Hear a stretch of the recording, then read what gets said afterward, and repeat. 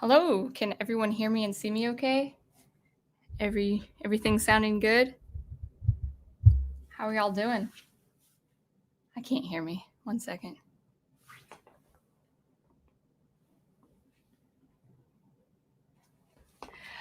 All right, sweet. I walked in. I see chat has already started, which makes me feel quite nice. All right. If you guys can send a word that you can hear me and see me and hear me talk, that would be great because according to the studio, no one's watching. So I'm still new to all of this. Looks like we've got some comments already.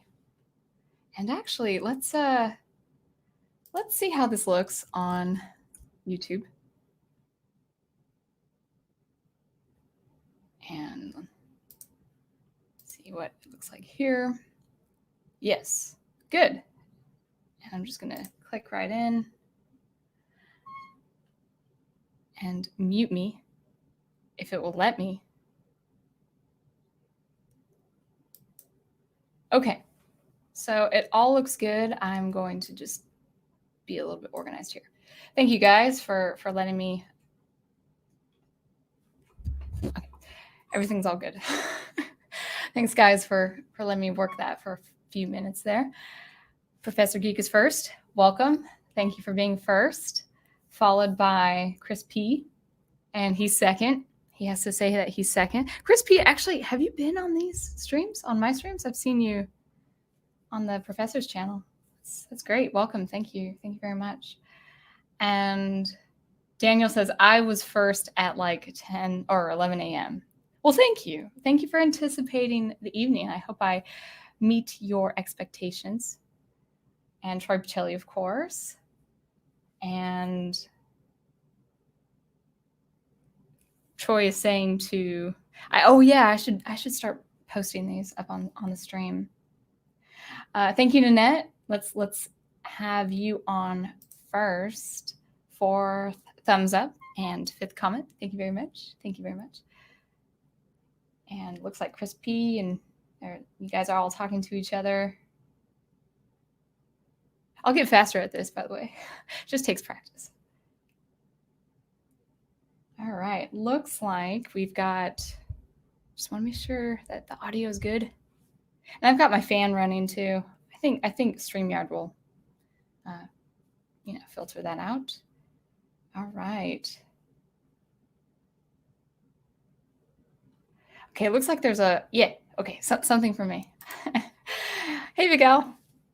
Thank you. I hope so. Actually, this is a bit of an impromptu, but something I think we'll have a lot of fun with. We'll be talking about inspiration pretty soon. I cannot hear me for the life of me. I'm going to actually go down the chat to see if you guys. Okay, sight and sound. Okay, Professor Geek says that. Okay, I can't hear me, so maybe I just feel a little bit disoriented. There we go. Testing. Okay. Yeah. Maybe I'm going deaf. I don't know. That would be so tragic because I'm a sound experimentalist. All right. Well, we'll just get through chat a little bit. Hey, welcome. Welcome, Nico. I have not seen you around. I know you've been working on some game design, but I did see that you liked my comment on Twitter. So yeah, welcome aboard. Happy to have you. Very good. Thank you for joining. Troy Pacelli says, heroic aspirations. Oh, Professor Geek first, heroic aspirations, and Sound Engraver, artistic inspirations. Absolutely. Absolutely. All right, so I'm trying to get through chat and then get started because I don't want to delay. It's already 9:04. Okay, so we'll just take it away. This is an impromptu for you all. I just wanted to talk about inspiration, and I like to include the word artistic. For those of you who are into art, of course you all are into art. I know every one of you. In some form or another, you guys are into art.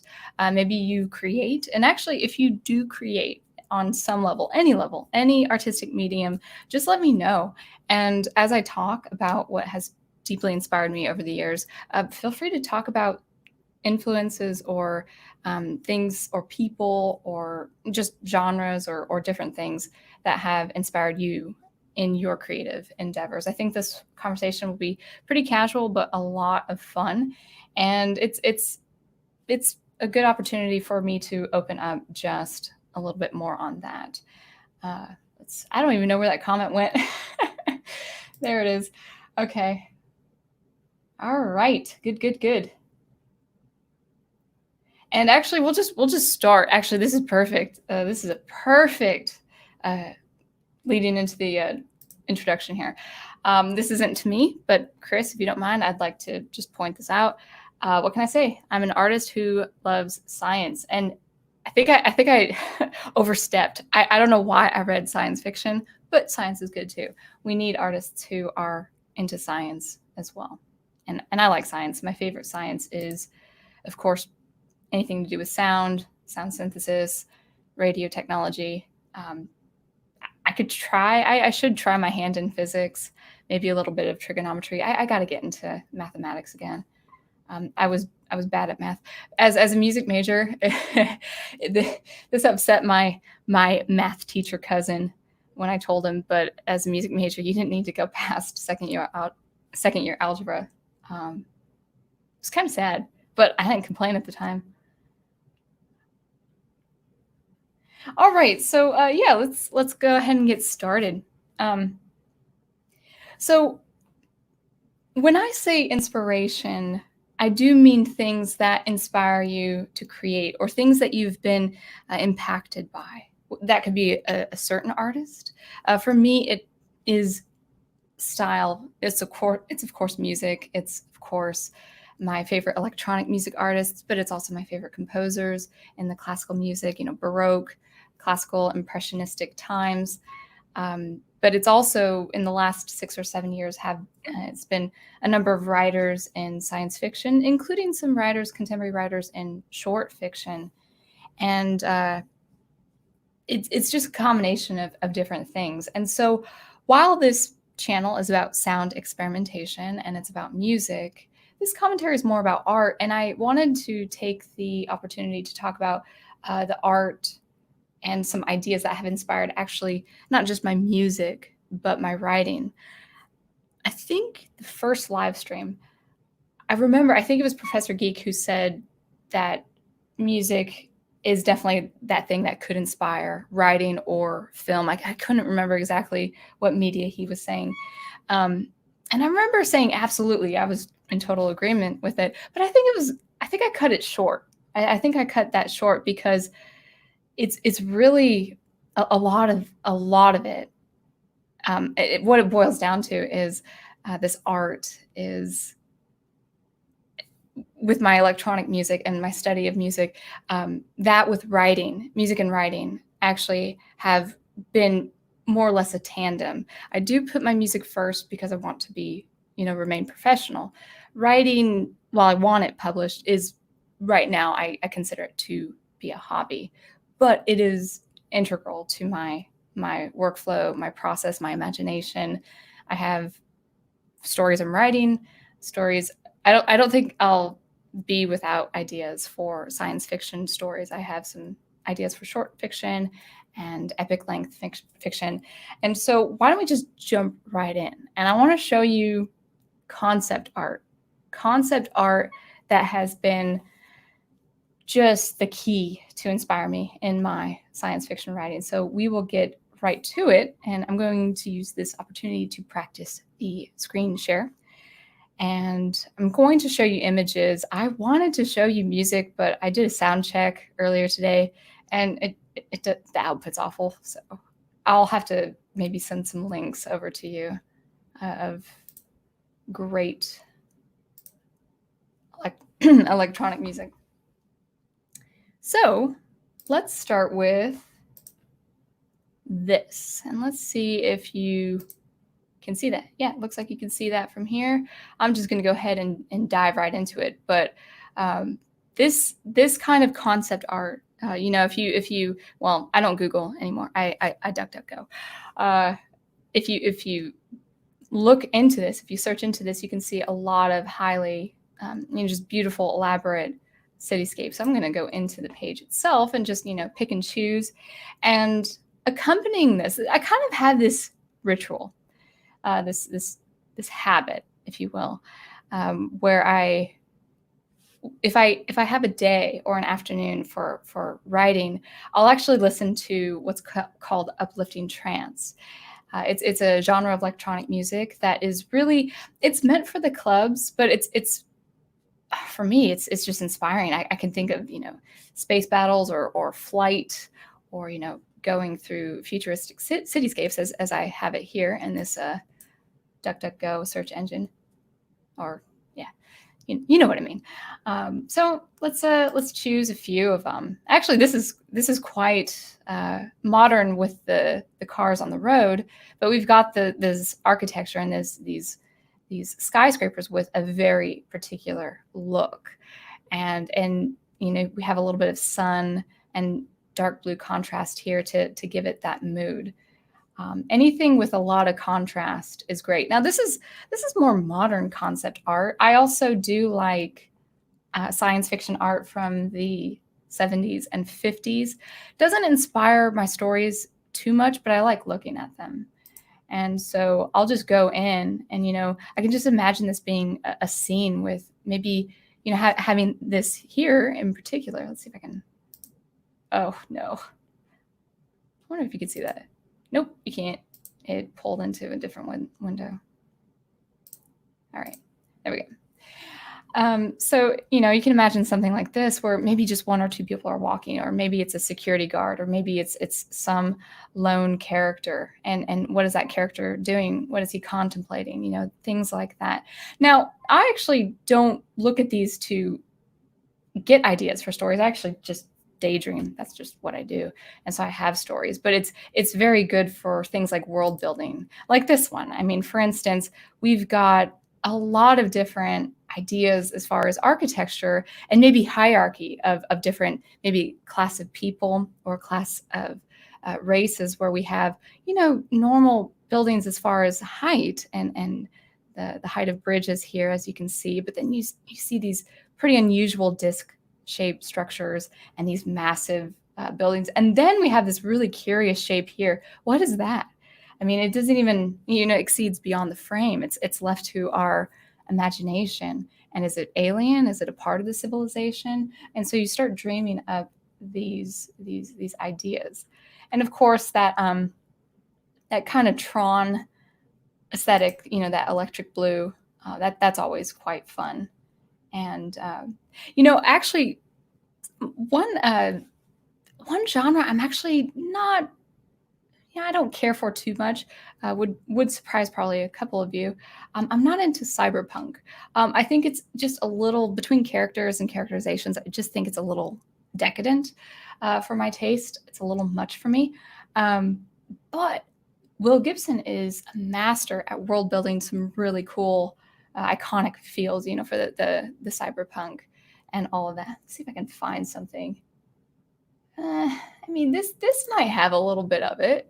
Yeah, it's got that noir setting that the original Blade Runner movie has, just a little bit. I kind of like this with the figure off to the side, and what is she looking at, and who is she? Is she something of a commoner, or is she regal? So things like that. And so I will spend probably 10 or 15 minutes just looking at this art before getting into my scenes of science fiction. This was pulled at random, but there's definitely a lot of detail and story here. So this concept art has greatly inspired me in my writing. And so if you had any opinions on concept art, just let me know. I probably shouldn't dawdle on this too much, because even on live stream, I can actually kind of hang out here. But something like this with this huge contrast between the yellow and the kind of that sea green here and that dark blue, really really, really good. Or this beautiful, electric purple with this orange. So things like that, and listening to uplifting trance. And actually, let me give you a couple names if you're interested. If you're not in particular, to look at this, listen to the uplifting trance. That's fine. But just people that I listen to for, epic sequences, sequence of events for my science fiction. These are the two. Daniel, Sean Pius is really good. He's probably the prince of uplifting trance. And Daniel, it's actually, his name is Candy. I thought it was Condi. He's okay. It gets a little washed out from time to time, but his melodies are great, from what I know. So those are the two that I can think of. But anyway, that is, if you want to keep looking at art, I'm fine with that. That's one of the things that I do quite frequently to be inspired and all of that. So before I move on to the next one, let's go ahead and take a look at the chat. And of course, I got to practice the chat. Yeah, just bear with me. And if you guys can, because I know you're talking amongst each other, amongst yourselves, go ahead and add Sound Engraver, so I know. All right.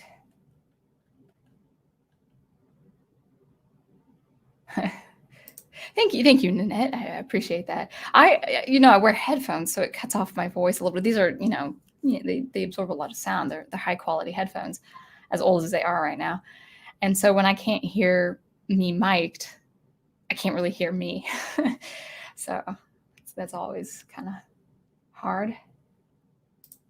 Chris P, I like the colors in that picture. Adds to the atmosphere. Yeah, great stuff. And actually, I would love to buy this kind of art. So one thing I do fall short in is actually know these illustrators, know these concept artists' names and what they do. I mean, great ideas for things like a book cover or an album cover.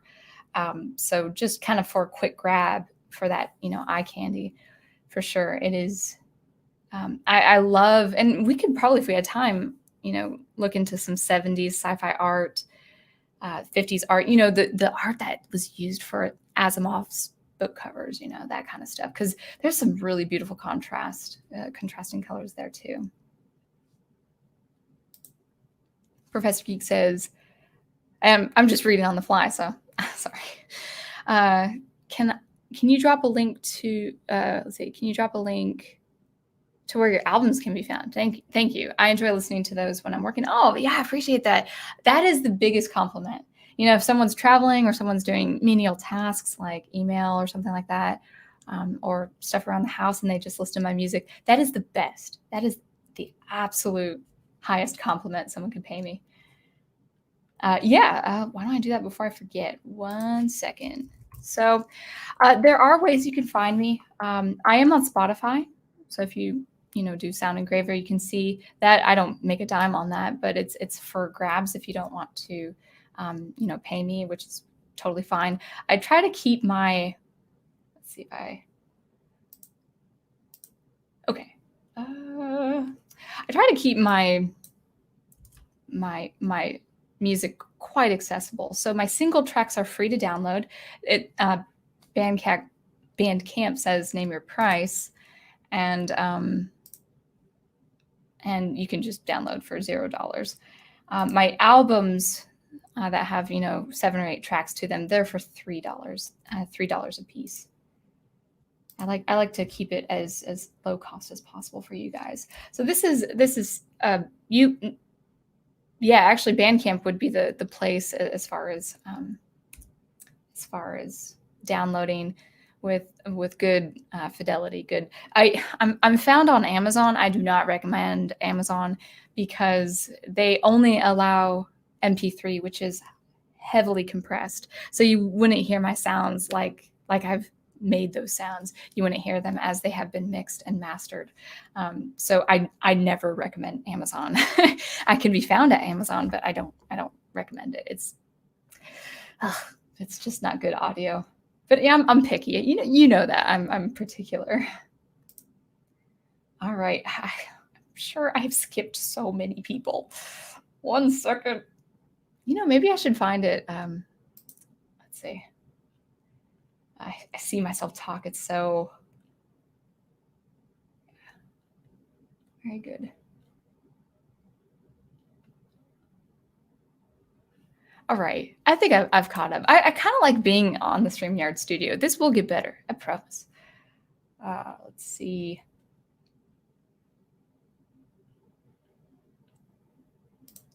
I think this is the first Sound Engraver comment that I had skipped.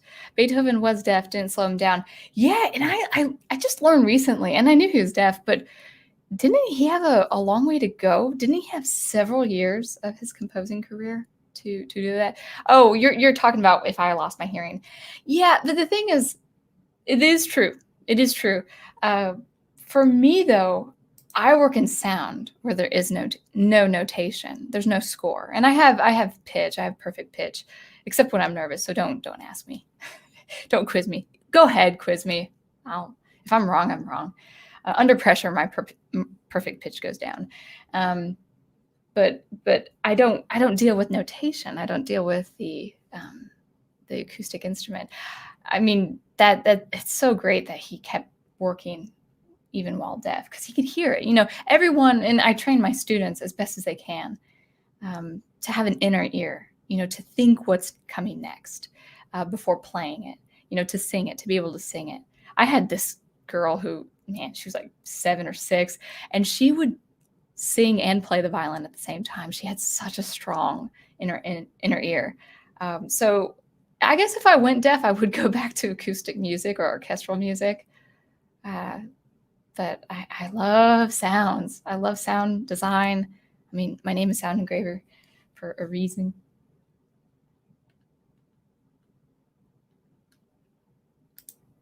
Big Al Presents says, I need to start writing stories. Yes, you do. I have several concepts inspired by my dreams. Oh, interesting. Yeah, that's a good, yeah, that's a perfect place to start. Yeah, you're a vivid dreamer. Yeah, I have vivid dreams too. I'll remember the scenes.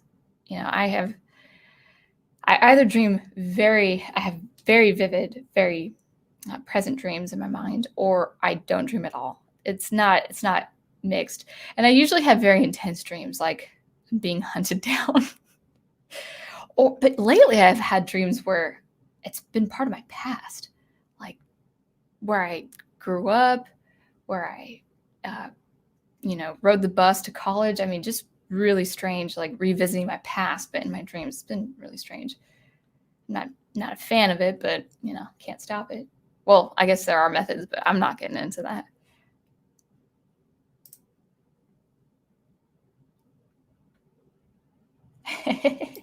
Thank you, Swift Justice. This channel needs more views and subscriptions. You're so genuine that it's refreshing. Well, thank you. I do appreciate that. I hope to be. Even if I don't execute it that well, that's all good. That's all right.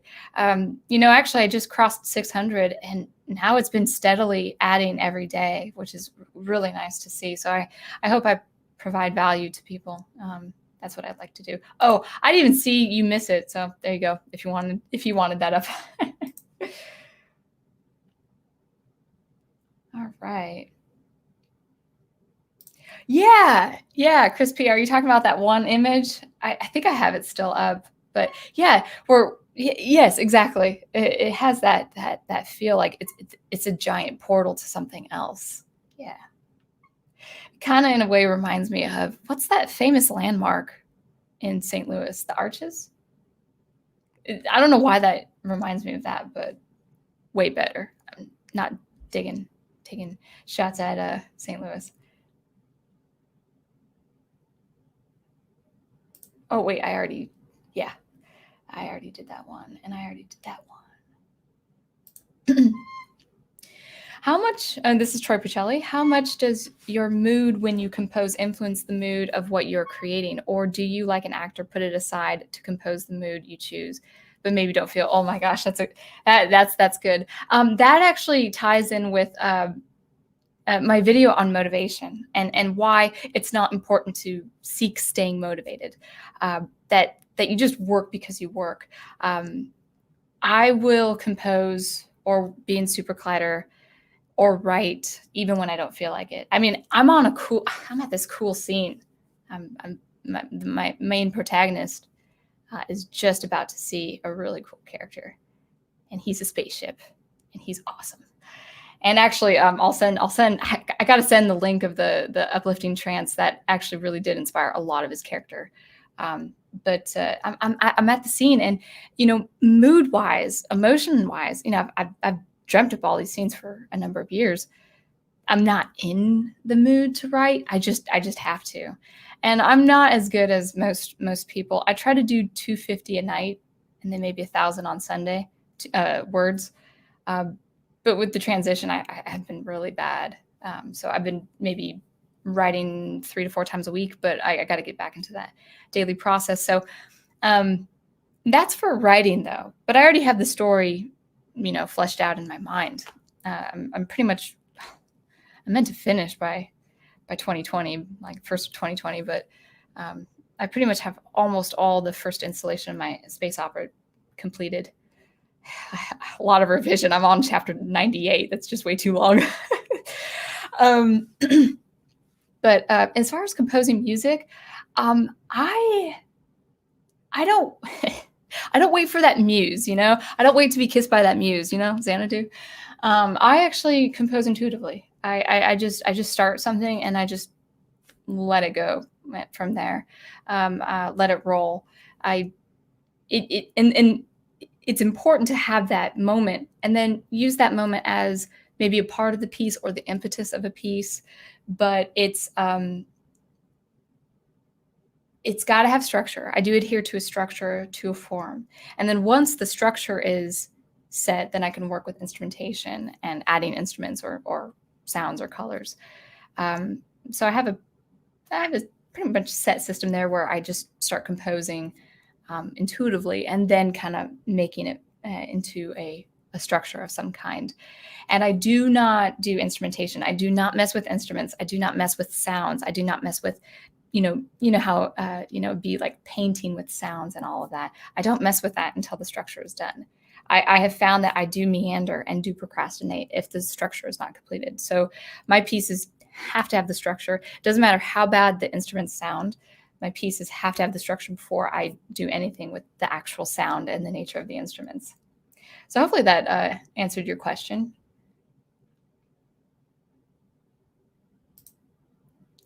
Thank you, Stephen. Mobius has great art, especially with landscapes. Thank you. Thank you for, am I pronouncing that name correctly? Thank you for that recommendation. Very good. And I'm looking forward to that album. And actually, I wanted to, you may have someone already in mind, but I work with a mixing and mastering engineer who is very good with electronic music. Very good. Very friendly, very much a thoughtful person. He looks for he seeks the best interest of the artist. He really cares for the artist, and he's incredibly affordable. So if you need mastering, if you don't already do it yourself, I can drop that name to you. I'm sure he would be happy to help you out there with your album. Yes, the St. Louis Arch. It's just one. Is it one? I thought it was... Yeah, maybe I'm thinking of McDonald's. The yellow arches. Sound Engraver. Any everyday sounds, car horn, cash register, rolling can that you heard that inspired any of your work? Well, that's interesting. Yeah, that's interesting you say that. What is that called? I'm probably going to botch that term. Diegetic sounds, like in film where it's not part of the sound design. It's just people walk. I'm not thinking clearly on the exact vocabulary. I think it's called diegetic. Yes, actually, most of my favorite ambient electronic music composers. They'll use, car horns, children laughing, at a playground, dogs barking, birds. Birds are a common everyday sound. When did that start? I think it was in the 80s. There's this genre called musique concrète. Musique concrète. Originated, I believe, in France because it's a French name, where they would compose music with those very specific sounds. So things like trash can and pots and pans and foot stomps would be part of the music. It would be part of the instrumentation. I use that generally quite sparingly. I haven't done it in any of my sounds that I've produced, but I know some artists on Twitter who work completely in that field where they will go inside a rainforest and pick up all those wonderful, wonderful sounds. Things like nature. I like listening to it. It's not part of my signature, but I definitely like hearing it. And it's not uncommon. It's not unheard of. That is a very common thing to use, a very common feature. Oh, good. Yes. Okay. Fantastic. Send me a direct message on Twitter just in case I forget. I'm happy to relay that recommendation. Yeah, from what I heard, I know it was rough between devices too, but it's like, oh, that has potential. I like your style. I like your music style, and I'd be happy to hear it and all of that, and check it out. All right. I hope I caught up with chat. I think I did. Let's see what it looks like on YouTube. Da, da, da. Yeah, wow, I caught up on chat. All right, so why don't we go ahead and talk about, and by the way, tell me what you like. Tell me what has inspired you to create your own art. It could be contemporaries, people that you work with. It could just be something that you learned in college. Anything that really makes your imagination tick. That would be fantastic to learn. Let's go ahead and look at some other stuff. So another thing, and this is really more for just something about me. It does help with world building for writing, but it's just fun to watch. And one thing that I do like is I do like architecture. I need to find some examples. I didn't prepare for that. But I do like, let's go ahead and share this one.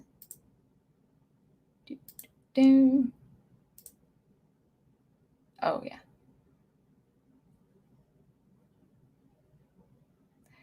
Let's see. Let's try this.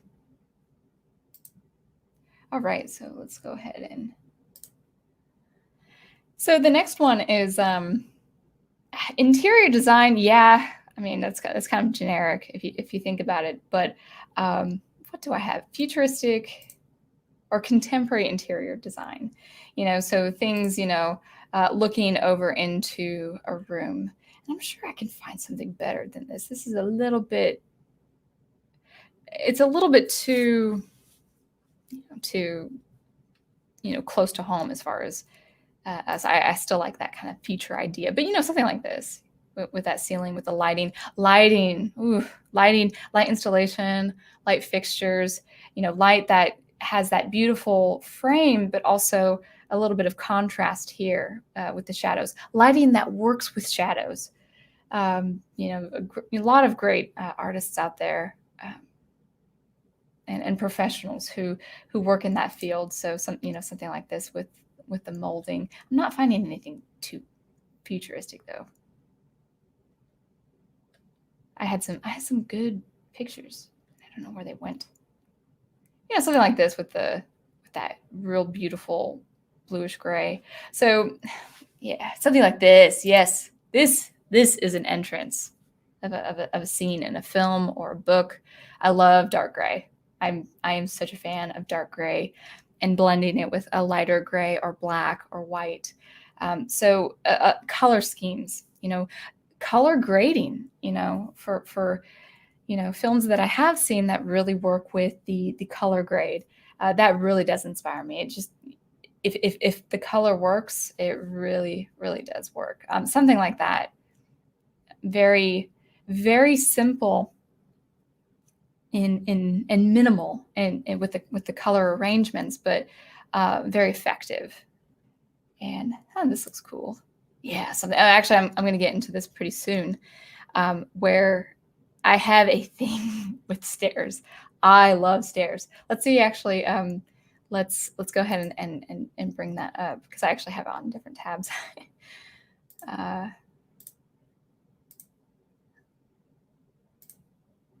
All right, this.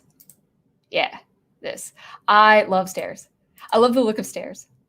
And I mean, I like going upstairs and going downstairs. I mean, just something like this with that, floor paneling, just very, very simple. Doesn't have to be much. But I've had not really dream sequences in my fiction, in my speculative fiction, but I have looked for inspiration for my speculative fiction that involved stairs. And this elegant, and by the way, I'm a sucker for stainless steel. Anything that has stainless steel. I love the look of it. It's just great. I like gray though. I like silver and gray. It's just some of my favorite colors. Look at this. I mean, oh, well, yeah. Okay. So that's cool. So, a woman sitting, framing that. That's awesome. I'm looking at this for the first time. And it kind of, you don't know what goes upstairs, that's left to your imagination, but something like this. So, architecture in that aesthetic and that futuristic design, that really does inspire me. I don't think I will ever live or own a place that has this. Even maybe I can try to find like a way to install it. But look at that. Yeah, with the lighting and the art piece and just going up, it's just beautiful. Absolutely beautiful. I like this too. That's kind of a pretty cool, unique look. So architecture, a bit of contemporary interior design, and all of that good stuff. That does inspire me. It does. Stairs, for I'm showing you these stairs. It might be random to you, but just the look and their function and their form doesn't really inspire too much in the ways of writing and composing music. I just like looking at them. So and I can appreciate the builder, the architect, and the art for that. It's just very, very unique. But I can look at this probably for another, look at that with lighting. Yes. Yeah. Awesome. So those are examples, architecture, concept art, building, things like kinetic sculpture also is, let's go ahead and stop here. I have a lot of tabs. I'm very disorganized. Okay. I think I've got everything down. Everything out of the way. All right. So that was my first screen share. So I felt a little disorganized there, but we're all good. Okay. So I think I'm going to close out some of these tabs to make sure we've got a good flow. Everything going good on your end, guys? You can hear me? All that nice stuff. So a lot of different architecture and things that are built, things that are fashioned.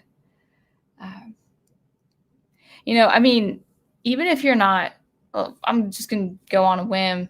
Even if you're not a fan of The Lord of the Rings, the stories, for instance, or maybe you're a casual fan or something like that, the work that went into those films with props, with costume, with makeup, with not just visuals like the digital visuals, but the set work, the set pieces, the miniatures. I mean, you feel it, even if you don't really receive the film as anything. So much of what makes those 3 movies fantastic is just all that work, all the set work and props and all the love and all the detail that goes into an epic film or set of films like that. So yeah, that's those are some things that inspire me. So hopefully you liked that. But yeah, especially with the concept art and the futuristic cityscapes, definitely. For the flack that the prequels got, for Star Wars, I just love the Coruscant sequences. Just beautiful, beautiful stuff. Let's see. Sound Engraver. Ever inspired by anything aesthetically ugly or disturbing? Man, you know what? My dad and I just had a conversation about this. He recommended, and I need to watch this because I knew a little bit of the story, but he recommended the movie Elephant Man with Anthony Hopkins. And I should watch it. I really need to watch it. And it's this idea of finding beauty in the ugly. Now, here's the thing. I do believe works of art resonate with people the most, works that are of beauty of some kind. But that's not to say you can't have the grotesque or the ugly in the art piece. For instance, I think ugliness is more an indication of the absence of beauty. I think we make those connections, we make those associations. There's also, you can't have an epic, whether a film or a story, without the ugly nature, the ugly side of something, maybe an event, maybe inside a person. We do have to have that dichotomy. Ugly or disturbing as far as an actual piece has to be well done. It has to be well done, and we'll get into this. We'll definitely get into this with my take on why art is objective and not subjective. But anything ugly in our traditional sense of the word, I'm not talking about relative terms. I'm just what we all as human beings can understand to be ugly or grotesque. Like the figure, that tragic, I don't know, is he tragic? I need to know the story. But, Hunchback of Notre Dame, like where we see presently and physically he is deformed. So we have an understanding of what ugly is, what is not beautiful. But I think, I don't want to open a can of worms. I know it's my channel, but it has to be well done. If the artist wants to convey ugliness, it has to be well done. I mean, there's beautiful art, well done art on war and on the French Revolution and all of that. So depicting ugly things and horrific things, but well done with excellence. And I think that's important. So yes, I am open to being inspired by things that are not beautiful or not, visually enticing, like I had showed you with the concept art. But it has to be well done. I don't like things that are done half-heartedly, which I have seen a lot among artists, especially as a music composition student.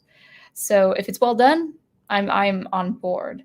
But more importantly, I think ugliness can be used to portray an absence of beauty. It's kind of like negative space in art or dance, where there is no movement, there is no form, but it enhances the form that is there. Maybe like white space on a canvas and some high contrasting colors and shapes. If it is well done, I'm not of the it's okay, but I'm not really of the stochastic art. The art that is produced at random, and we'll talk about that on my channel. The aleatoric music, the stochastic music, things. I've got a can of paint, and we're just gonna put it on a white wall, and it's gonna cost $1 million now. No, things need to be done with excellence, and yeah, we'll get into that. But thank you for asking. Yeah, I like these questions. Yeah, interesting. Yeah, well, wouldn't be surprised. Yeah, I like. I'm more into the aesthetics, not so much that it's affluent. I'm not against affluence, but I like that design that's a little bit out there. That's a little bit, it's beautiful, but it's not mundane. It's not of the mundane. Anything that kind of takes me out. Like if I'm in a beautifully structured building, or even if it's a library that has just a really nice staircase, I kind of feel like I'm like a character in a scene of some kind, like something is about to happen. That's what architecture does for me. That's what interior design, well done. That's what it does for me. I don't watch those reality shows. I don't watch like interior design, whatever they're called. I don't have TV. I haven't had TV in like 17 years. But I like the look of those very, very much. My house looks like a cross between Ralph Lauren's Scottish Estate and Cracker Barrel. I like the look of Cracker Barrel. Are you talking about like the veranda that had the furniture and stuff like that? Yeah, why not? I like that. Do you have a veranda? Just curious. Not familiar with the name Ralph Lauren's Scottish Estate. Is that a common name used for a style of house? You're up north, right? Boston, New York. I don't know where you're based. Yeah, Elephant Man. Yes, you must see it. David Lynch. Maybe I'll do a rewatch. Yeah, that'd be even more. I mean, I do need to watch it, whether it's with you guys or not. But going back to the classics there, and having a good story behind all of that. Yeah. Very good. Any other questions? What are you inspired by? I want to see. I'll use this opportunity to go ahead and peruse through chat just to make sure. Actually, maybe I will check out one of those names. Ralph Lauren's. Maybe I do know that name. Ralph Lauren's Scottish Estate. Oh, I actually just DuckDuckGo'd the whole thing. Images. Oh, interesting. Oh, it's got. I wonder if you can see that. Can you see that? No, you can't. All right. Cool. Sounds like a cool place. All right. So now, yeah, so just kind of a clarification. Inspiration is separate to motivation. Motivation is that chemical reaction that causes you, or not causes you, but could help you in your workflow. And I work regardless if I feel like it or not.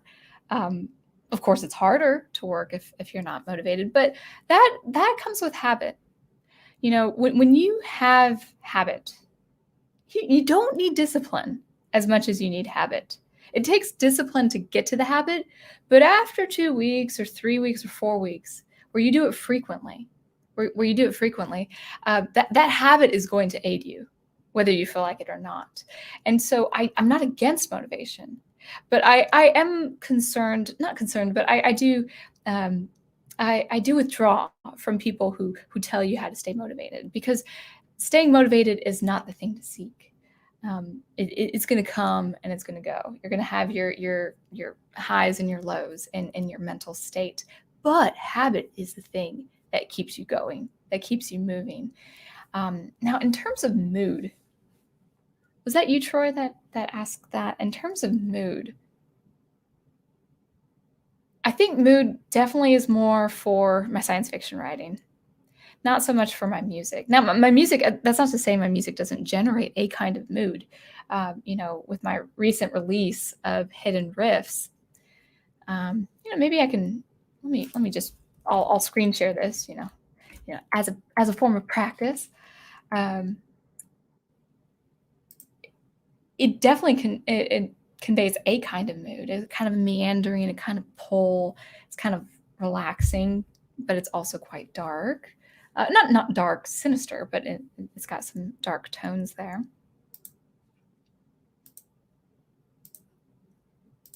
All right, so maybe you can see that.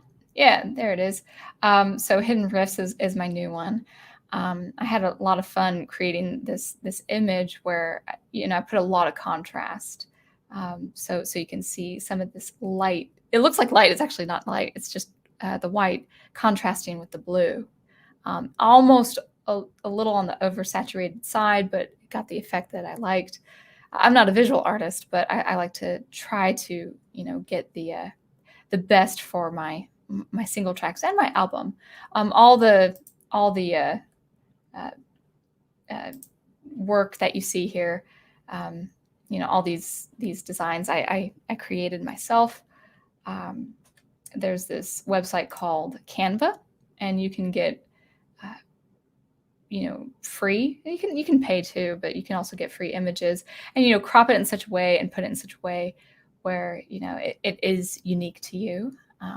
My sister loved this one for rural prospects. I liked it too because it reminds me of my road trips to Montana from Washington. It has a very deep, resonates with me deeply. Actually, I was thinking about it too. With inspiration, it could be really simple. Where Big Al was talking about his dreams. Because I'm from the Northwest, that artist work, that artistic, that art that went into things like Snow White, the old classic film, Fox and the Hound, even almost more than the story, even though it's a good story. It's a great story, actually. The art that goes into that wooded area. I mean, those woods, I grew up in those woods. I grew up in Washington. I grew up spending so many of my summers, all my summers in Montana, my weekends with my grandparents in Washington. I had grandparents in Montana, grandparents in Washington. And, Missoula, Montana has a very distinct look to it. Going through the panhandle of Idaho, very distinct look to it. Coeur d'Alene, all of that stuff.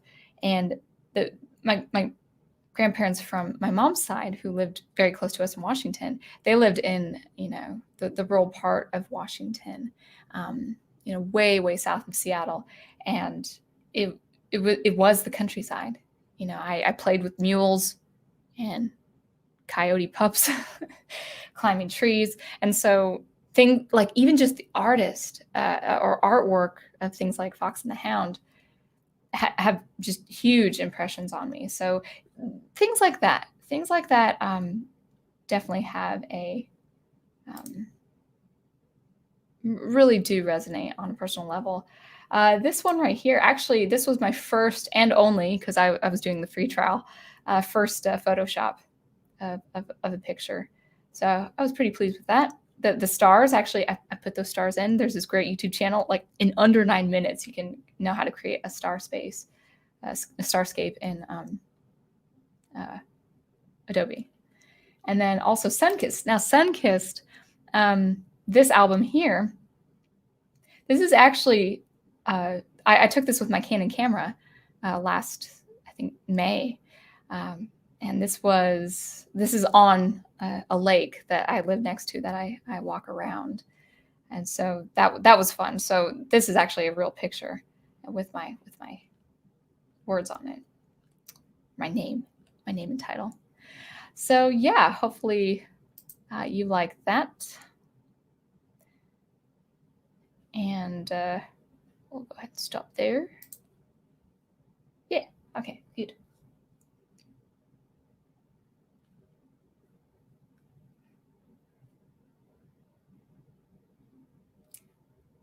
Let's see.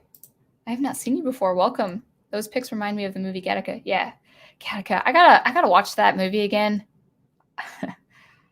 We watched it in community college, and it was a hot summer day, and I just couldn't take the material of Gattaca because I was such a wuss. Probably still am. I hypotension. I totally passed out on concrete after watching that movie. I don't know, there's something in the scene that just made me really woozy. And I remember falling face forward. And so I woke up 10 minutes later. It's the heat of the summer. And I just had this gash all across my face. And the first thing I thought when I was riding the bus home, totally injured, it's that scene where, in Fellowship of the Ring, where, you know, Aragorn's face is bloodied and he's still fighting that Uruk-hai leader. That's what that felt like. I was like, yeah, that's what it feels like. But he had to fight an enemy. I was just driving the bus or riding the bus home.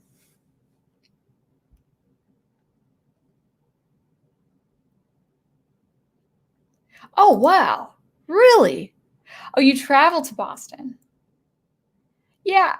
I mean, I think you said Scottish Estate, so I wasn't ringing a bell. But yes. Yeah, I'm familiar with the name. The most influential, I'm sure that's American designer they meant to say. I almost got stumped. I was like, Armenian? Of the century. Yeah, very much so. Interesting. Yeah.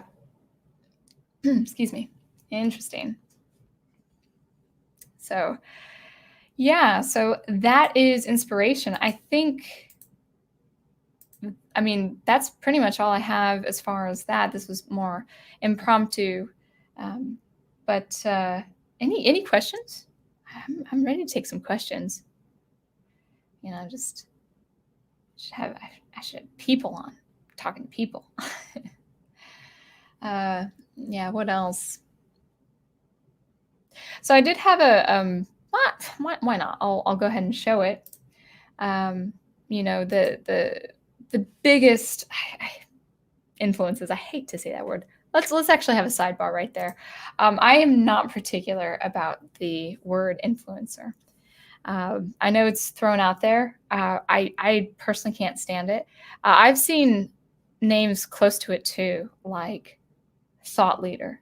I've seen this on professional titles too. Oh, I'm a thought leader and an interior designer. I'm like, you're not a thought leader. You're not leading my thoughts. Okay, I can think for myself. You know, you can say something that is thought-provoking. You can do something that has me go, wow, and contemplate on it, but you're not a thought leader. It's kind of a freaky title. I'm sorry if you guys like it. I think it personally, it's a little much. An influencer, I think, has become, was okay for a while with listening to these people before I stopped listening to them, you know, the entrepreneurs and all that, but the influencer actually has more of that bit of a narcissistic tone, because, you know, I don't mean to influence anybody. You know, if they like my art, they like my art, and I'm happy to bring value, you know, with my music and all that. But, you know, you could say your work influences people. You can say your words influence people. But it's not an occupation. It's not a vocation. If you do, you do.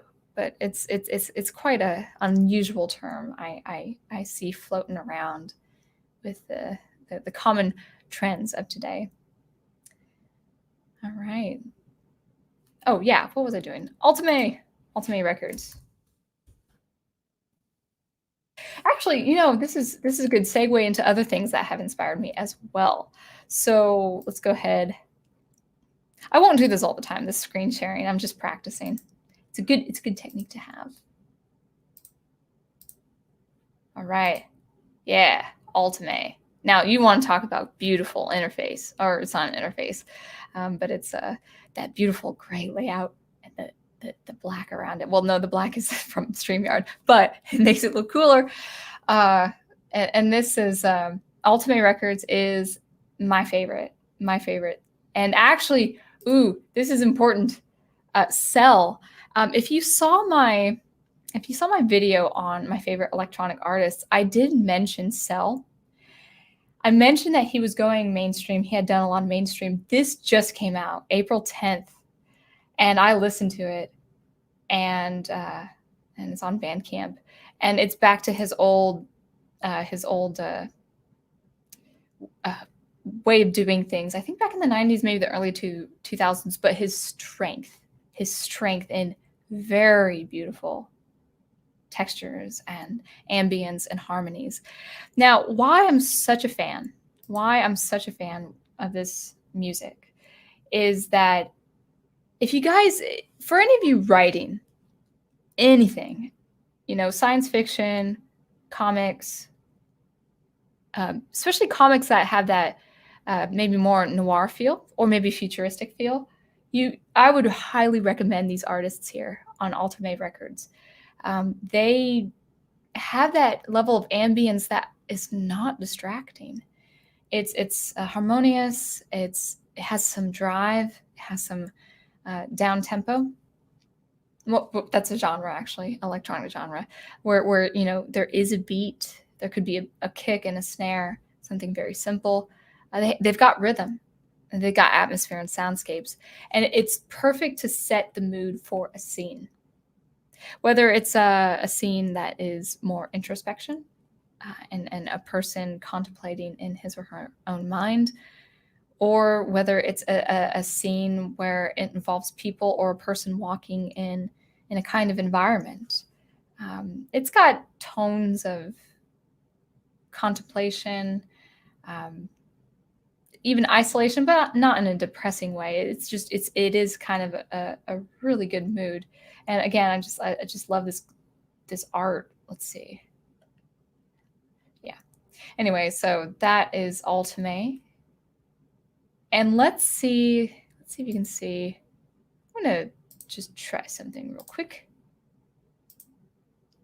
All right, so it changes. Yeah. So you can see just great photography and the manipulation of color. It's just wonderful. AS Dana. I think I'm going to call him AS Dana. I hear AS Dana in my mind, but I think it's AS Dana. So this kind of photography, this really striking photography for these cover photos for the music, for their singles or the albums. I am heavily inspired by this kind of photography, and even things with a lot of contrast, or even saturation, just a little bit. I mean, this beautiful orange here, that's like a brown orange with that dark blue. It's just really eye-catching. Oh, and then yes, Legend, which is from Martin on Static, which is an artist I listen to. Yeah, I have this album here. It's a beautiful album, but look at that photography where it's skeletal, and it's got a lot of focus here, but it kind of blends and obliterates toward the back as the image moves up. So things like that, certain photo, certain manipulation, maybe certain animation, really does work for me. As far as you want to talk about mood, setting the mood for the music. And it'd be nice, it would be nice to run these on StreamYard, but the output is quite bad.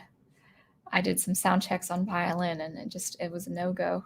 It was a very harsh output. So, Altamay, let's go back and go to the home page, and I'll go ahead and just copy that link and send it your way. Now, even though a lot of my stuff is upbeat, and it will, for as long as I have those kind of ideas, those musical ideas, I really do like that ambient stuff and just playing with soundscape. That's actually that's really the reason why I've chosen the name Sound Engraver, because I like to work with sound and try to use sound in a way that is it's like a craftsman of sorts, where it's I'm chiseling away at the sound, I'm changing the nature of the sound, or maybe using the sound completely in its truest form. And so kind of as though I were engraving on a metal plate, like artists can engrave on a metal plate. I like to do that with sound, and by changing the nature of the sound. Also, working with sound that actually really does play with the stereophonic space. And one of the artists here, maybe I'll put his name up. He's fantastic at this. He doesn't do this a lot. I've only heard him do this a couple times, but it's just awesome. His name is Skantek. He's based in Russia.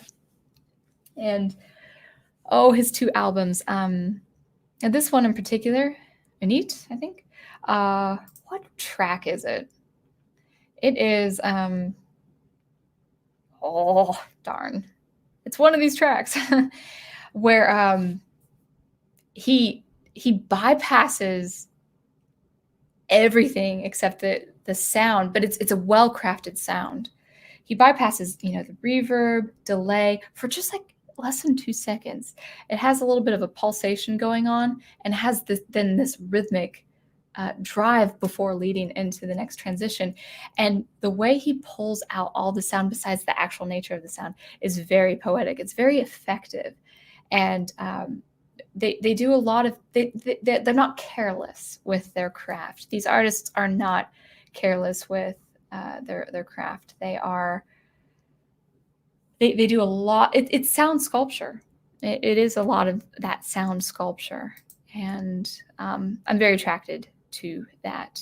And so that's actually kind of where Sound Engraver came, where I would like to engrave, but not on a piece of jewelry or on a piece of metal, but in the actual sound, in the stereophonic space or ambiosonic space, So that is that.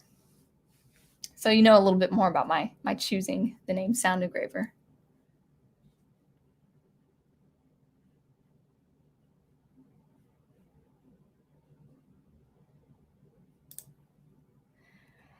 Sound Engraver, what inspires me is creating things that don't exist but almost did. Yeah, or should have or have been lost. For example, creating DVDs of lost reconstructed episodes of Doctor Who. That's cool. Yeah.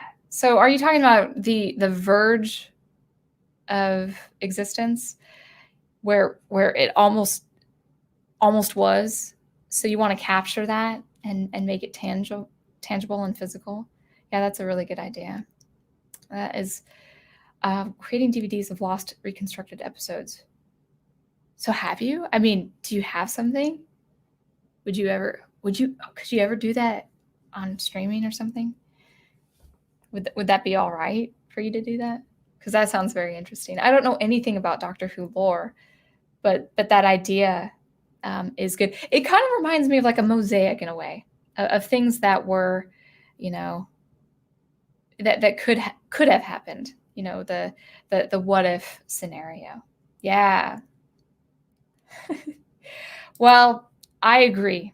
Even though I haven't watched Doctor Who,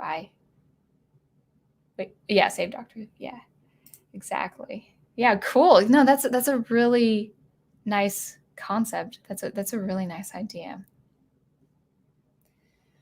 Anything else? This was more of an impromptu. And then, of course, I've got Paganini in the back. I'll have to find a way to live stream violin that's not StreamYard. I did a sound check. I wanted actually to, I was planning on doing 10 hymns for Easter live, but the output was just atrocious. So I think I'll do something with OBS and then stream live. I just don't know if I can interact with you guys. This is the beauty of StreamYard. So I don't know if I can interact with you guys on OBS, but I think the audio will be much better. And I actually, what's today? The 13th. So we've got May the 4th coming up. It's a ways, but I might just tease this because I already have an idea for what to do on May the 4th. It falls on a Monday. So since live streams are on Monday, I think I have something in mind. Excuse me. I want to do something on May the 4th. It has to do with Star Wars, but actually it will actually have to do more with using Star Wars, the original trilogy, as a seminal piece, as a seminal example, but talking about the space opera and also the opera form, that things that go into an opera, into a genre, and comparing opera with space opera and using Star Wars, of course, as the example. So that's a bit of a tease I'm thinking of. I wanted to do a couple Star Wars numbers on violin. I have to find a way to do it with good audio output, because when I get to the high register, it is so severely compressed that it would actually hurt your ears. So I don't want to do that to you guys. But I was practicing Cantina Band on violin, and so I gotta make it happen somehow. So yeah, awesome. That's great. So Alexa, is that Amazon? I wonder, are you listening to MP3? And now I'm happy you're listening. That just warms my heart. I just wanted to say with MP3, it's not the fidelity that I personally like, but some people can't. I have sensitive ears anyway. I listen for everything. The range of hearing is 20 to 20k hertz. I'm probably right at 20k because I could hear. I just, and not just hear everything, but feel sound. I do feel sound from a psychoacoustic space. Thank you, Professor. That means a lot to me. Thank you very much. Can you simulcast, broadcast on one format, and use StreamYard for chat? Maybe, yeah. I'll look at it. OBS might be able to do something with that because I can use a YouTube key with OBS, which may help me be able to keep up with chat. What I'm thinking of is doing the violin performance on OBS and then jumping on StreamYard for just a normal chat with the discussion. I'd like to do it just all in one on one platform, but or I can forego violin if you don't want to hear violin Star Wars. I only have 2 pieces of the Star Wars. It wouldn't be much. Ooh, here's my eye. Christmas-inspired music. Thanks, Big Al. Christmas-inspired music. Are you saying what Christmas songs have inspired me? What I would love to do, what I would really love to do, I'm not at the skill level yet. I would love to do the sacred Christmas songs. Now, I like the secular songs too. I love Silver and Gold. I mean, it's such a simple song. You guys got to help me out. Who's the artist? Who was the voice of the snowman of Rudolph? Oh, but his voice and singing Silver and Gold. It's just, I love that. And also Silver Bells. I love Silver Bells. I love Christmas music. I used to, when I was in Little Rock, I had this gig at this castle. It was a restaurant venue that was the shape of a castle. There was a man he came from Germany with his wife in the 1930s, and they came to Arkansas, and he built her a castle. Not from, I don't think from stones of Germany or Scotland or whatever, but it was Arkansas, and it's called Castle on Stagecoach. Guys, I'm sorry. Since the chat is a little light, you're gonna have to bear with me. I'm gonna show you some of my past. But yeah, actually, we'll get onto that Christmas idea because I do want to actually touch on that real quick. But I just loved my time Castle on Stagecoach in Little Rock. I loved my time there. I'm happy to be in North Carolina, but the time I was in Little Rock, that was my favorite gig. It was one Sunday. A month. It was a really nice gig, and it was a brunch, and so I would just play. Let's see.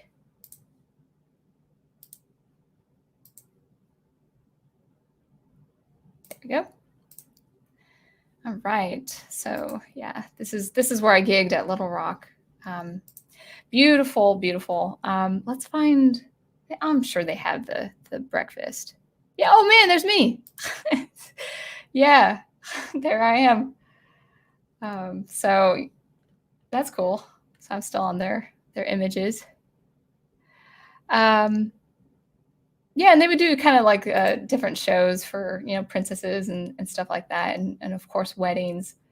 So something like this, with the brunch, and I would do Christmas. Oh, I wonder if they have Christmas pictures.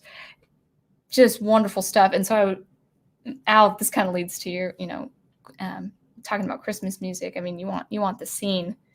That's more of the wedding stuff. I never played at their weddings, but anyway, can't find it. Man, brunch, come on. They have to have brunch pictures. They were the best. Yeah, more weddings, but oh well. But yeah, actually, that this is the look. You can see that beautiful look. So I'd be probably right here fiddling and going down these stairs and inside as well. So it was just a man who wanted to build a castle for his wife back in the 1930s. Why not? It worked. So yeah, and actually the guests would be picked up by these coaches. And they had peacocks and horses and all of that. And man, when they did Christmas, oh man, I wish they would show their Christmas pictures. Anyway, I won't dawdle on that. Just wonderful stuff. Wonderful. So that was Castle on Stagecoach, and it was a good gig. It was fun. And actually I played for 4 hours straight. I would eat a huge omelet before going. And then I would play for 4 hours straight. I mean, with the violin, you have to have a lot of upper body strength there in the pecs because it's quite tiring.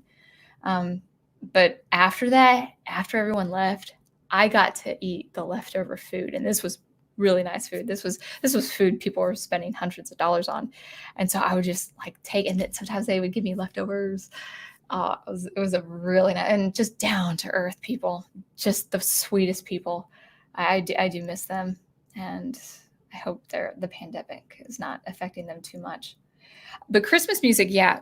So let's talk about that. I love sacred, slower music. I'm absolutely a fan of O Come, O Come, Emmanuel.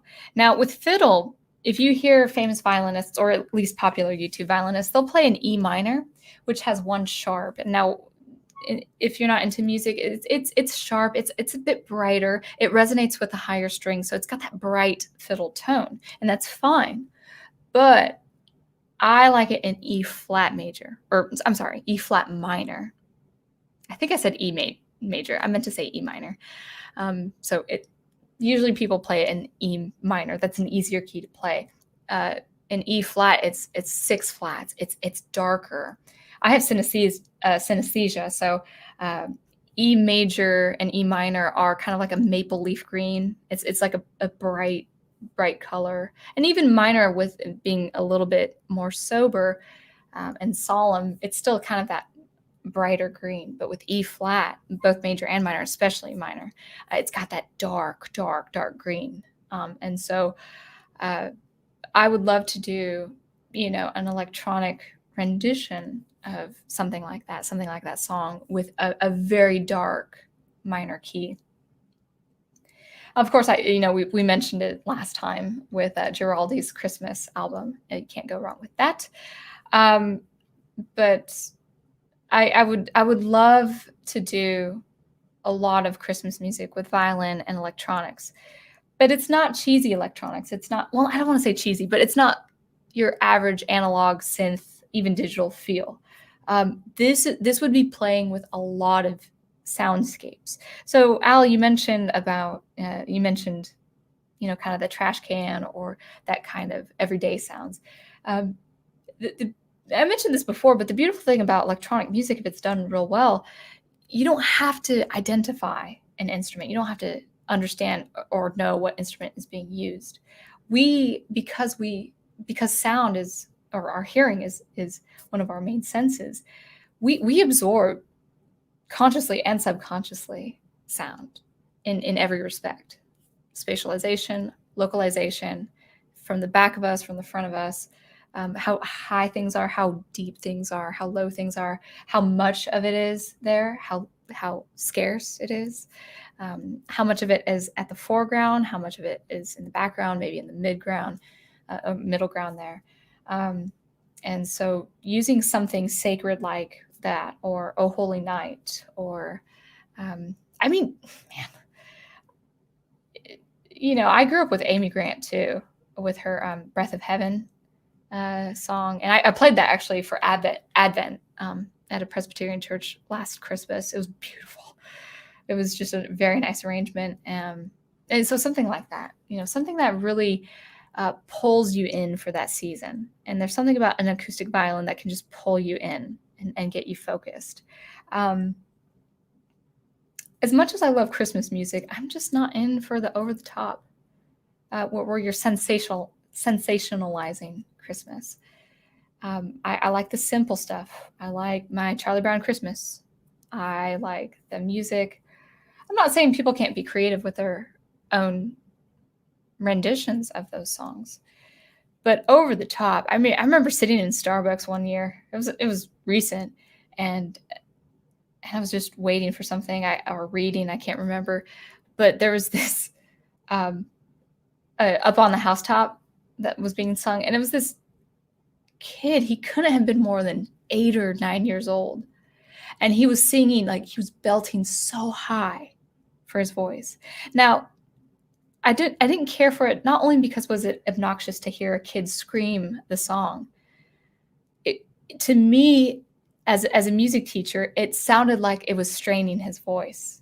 Now, it might not have been the case. It might have been post-production, where they could get that quality, that kind of obnoxious quality for the kid singing. He sang in such a high register, and it sounded like he was screaming, like he was gasping for air. He was straining his throat and his all his throat here, and it just sounded like he was really having a hard time and getting hurt in the process. So I don't like over the top Christmas. I like both sacred and secular. I'm more into sacred, not just because I'm a Christian, but I just find the melodies and the music to be a lot more inward and a lot more beautiful. But I like silver and gold. I like silver bells. I'm sure I have a Christmas list of songs for violin that I could just run through, like, oh yeah, I like that one too. Oh, thank you. Thank you. I was thinking of the name, and it's like, whoa, what's the name? Thank you. Oh, I love that snowman. It's just a sweet time. Those movies will never age or get old, however you would say it. Yes. Yeah, I want to be at a certain level, though. I'm at that level for violin, but for electronic music. So, but that's not to say I wouldn't record just violin. So we'll see how that goes, because I would like to record Christmas songs, for sure. I would love to have a Christmas album.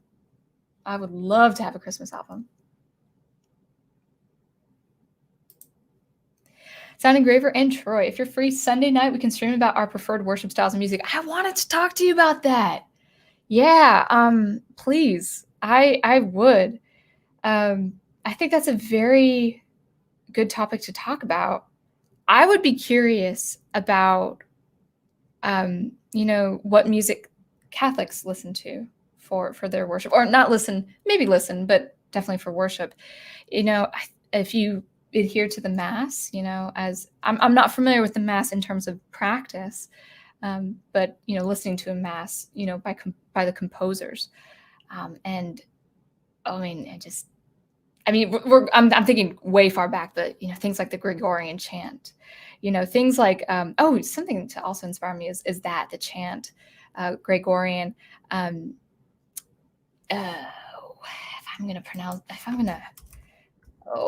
hope I'm not spelling her name wrong.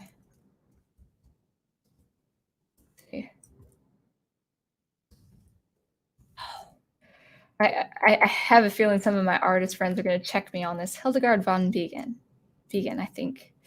I feel like I should look it up before I put it on chat. Yes, absolutely, Professor. I would love to do something like that. One second, I'm trying to check a name.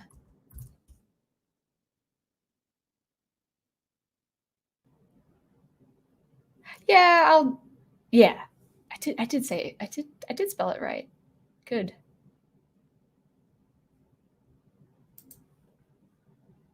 Oh, I spelled it with 2 A's. This composer, what was she? I think oh man, getting my dates wrong. Oh man, I was about to say 13th century or 1098 she was born. And she was a visionary. Now, I don't know if she had synesthesia as we know it to be today, but it is told that she had visions, and those visions would inspire her to compose. And I don't think I've listened to her. I think she did mixed chorus. I'm not sure if she did mixed chorus, but she definitely did women's chorus at the time, and it's beautiful. Like if you guys write fantasy and you need some castle or monastery where there's like a religious group worshiping early in the morning, listen to her music. It's cool. Yes, but actually, yes, absolutely, Professor, if you want to talk to me more about that, I would be interested in it. And if along those lines, I would probably more or less express some strengths of contemporary Christian worship, but also some concerns I have, and preferred styles. I don't listen to worship. A lot of people at my church listen to worship. I worship as a form of function at my church, and I'll be in the band, and I play at Presbyterian churches from time to time. Well, not now, of course, but when things go back according to things getting back to being normal again. But people, a lot of people I listen to, or a lot of people I have fellowship with, they ask me, oh, what songs have inspired you during this pandemic or this week? And I say, I don't listen to worship outside the church. I do worship, and the songs are good for what they do, but I have no need. Worship to me, it extends outside the church. It's adhering to the scriptures. It's praying. It's doing everything to me unto the Lord. So I don't have that hole to fill. And I'm not really a fan of things in the contemporary Christian music. So if you want to discuss, I have lots to say, at least on my side of the fence. But I'll be coming from a place of grace. Yeah, place of grace. Yeah, that will be cool. Yes, I'm open for that. That would be really fun this Sunday. Yeah, I think that could work. I don't think I have anything planned. So yeah, absolutely. One of my favorite spiritual songs, On Eagle's Wings. Who wrote that? I guess it doesn't matter, but I wonder if that's, yeah, and this actually probably might be more on the professor's channel. I got to talk to my mom. We had a conversation about this. Like, apparently I grew up in a lot of denominations, Nazarene, Lutheran, Presbyterian. And I say I grew up Presbyterian because that's the most I have my memories, because my grandfather was a Presbyterian pastor. So most of my memories are through him and his house church. They had their church set up in their home in Montana. And the On Eagle's Wings reminds me of something I may have sung in the Nazarene church. By the way, I will give a full disclosure to anyone, especially to you, Professor. I really know very little about denominations. I know the Bible pretty well. I'm still learning, but I can speak from music. Music, I'm fine with, but the difference between Lutheran and Nazarene, I just want my communion. As long as there's communion, I'm happy. Yes. Oh, dude, Al, I did a violin video of that song. Not last Christmas, but the Christmas before. I actually have a violin fiddle rendition of that song. Maybe I could play for you live, but I do have a video of it on my YouTube channel. It's under my performance playlist. I think it's just the only one, and it is We Three Kings. I did it for Christmas Eve. Yeah, I definitely like that one. Thank you, Daniel. I'd buy a Christmas CD or an 8-track. Yeah, absolutely. Yes. Yes, you're absolutely right about that. There's just something that just that pulls you. Now, here's the thing. I've said before, and I'm sure I'll say it again. I'm as far as listening to music, actively listening to music, I don't listen to vocal music. I mean, I gotta get into opera a little bit more, and things like aria and maybe the German art song. Listening to that kind of thing, if I do. But as far as words, popular music, I do like. I don't listen to it as much, but I do like Gregorian chant. I do love hearing just singing just by itself. I like hearing it with just the usually a male leader and then followed by a male chorus. I mean, it's just so, just really pulls you out of the mundane. It really pulls you to that introspection that is personal and also spiritual. And I think that's fantastic. Cool. Gregorian chant. Yes. Yep. I'm down. Let's do it. So Michael Johnkus in the late 70s. I'm sure I've heard it. I'm sure if I pulled it up or started listening to it, I would recognize it. The name Michael actually reminds me of Michael W. Smith, who I actually played with once. And this is probably getting into things I maybe have issue with. But he wrote a song. I didn't know it was him who wrote this song. I think it's called Waymaker.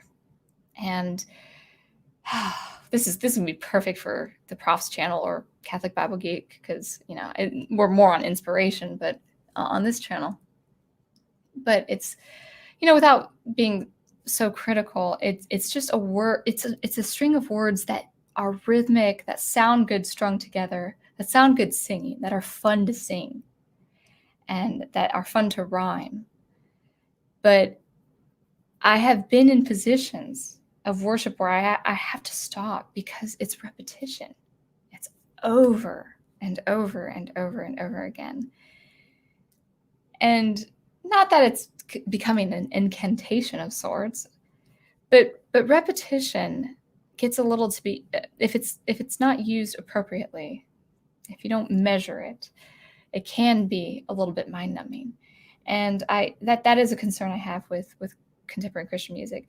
Michael W. Smith, I mean, he's talented, but when I performed with him in an orchestra, it was a good paid gig. It was great. The orchestra members got a good stipend for that.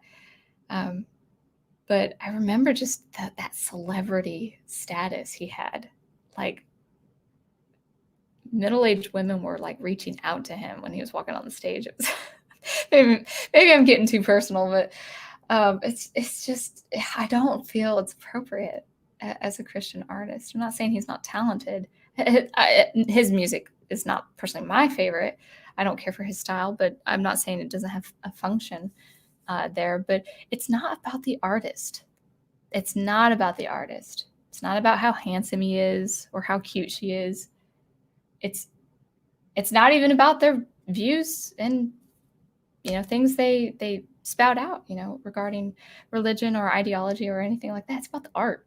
It's about the art. And if we just kept it at the art without, elevating people to, a certain status, especially Christians, it's like, okay, I'm getting too personal though.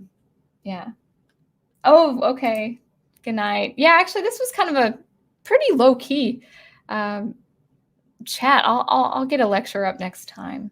I was hoping you guys would tell me some more of your inspirations, but but thank you for visiting. I might just keep it at 90 minutes. So if you guys, don't have much else to say, I could just, keep going. But at the same time, I do these live streams, so I have more time for my art.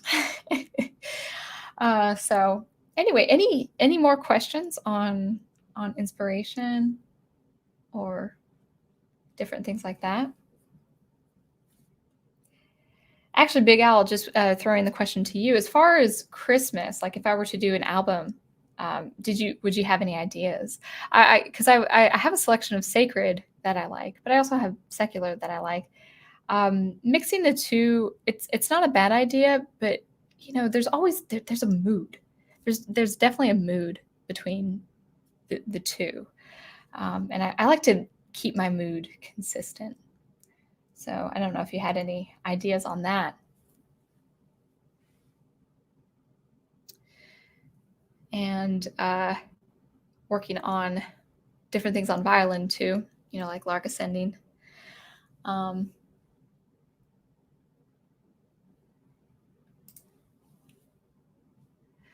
Maybe I should hear.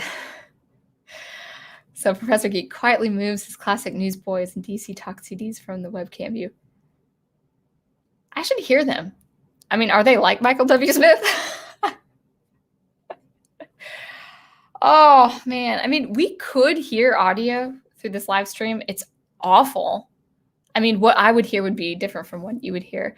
Should I do it? Do you guys want a first reaction? I don't know who these guys are. Do you guys want an honest first reaction? Give me a song, Prof. Give me a song. Give me your favorite song. I'll give you an honest reaction. I mean, this is such a light chat today, so I'm actually all caught up.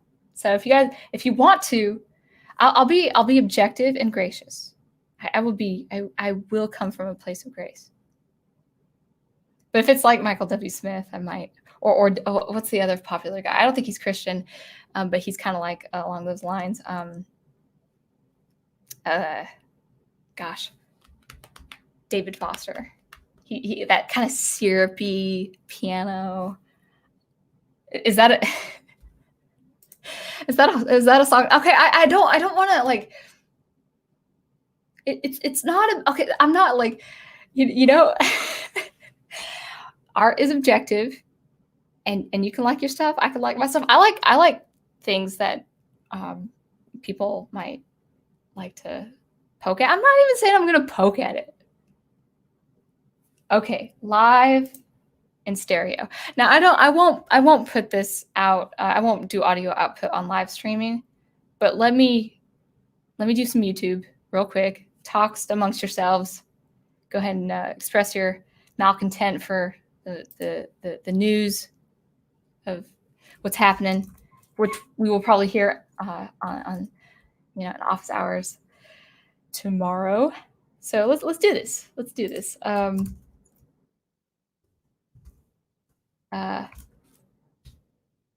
man. Oh, wrong thing.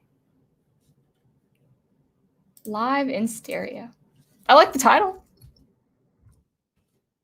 All right. And I don't look at the video. I just listen to the All right, here we go. 3 minutes, but I will give it 50 seconds. Oh no. Shoot.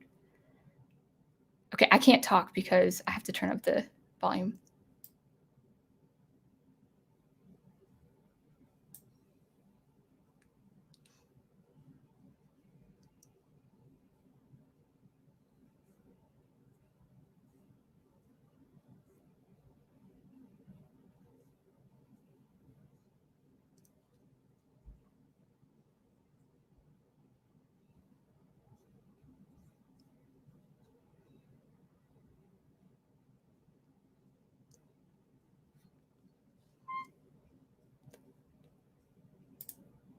Dude.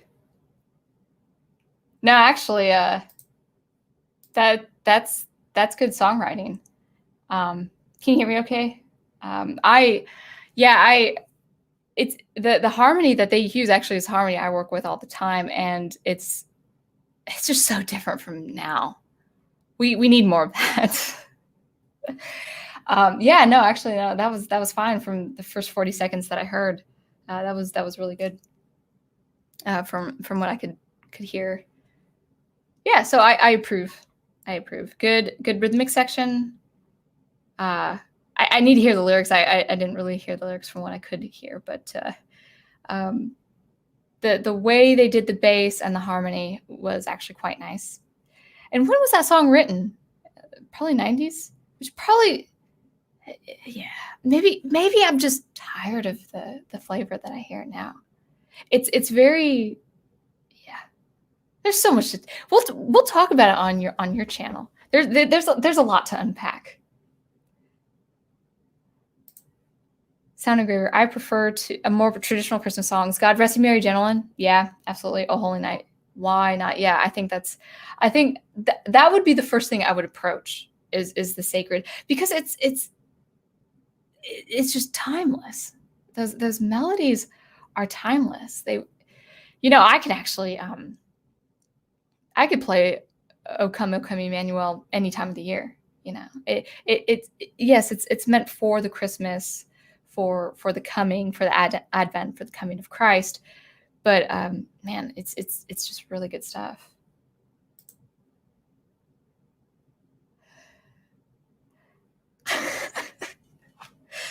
No, not at all. Not at all.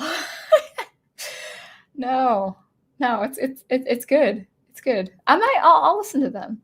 It's not, yeah, it's definitely different from what we hear today. And maybe I'll listen to their album or an album of theirs, before the stream.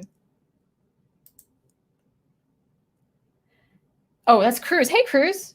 I didn't see you come in. How are you doing? How are you doing, Steven? Gangster rap does Christmas? Probably. I'm sure everyone does Christmas. But do they do it well? Yeah, Christmas, I don't care how much commercialization goes into Christmas. I don't care how much sensationalization goes into Christmas.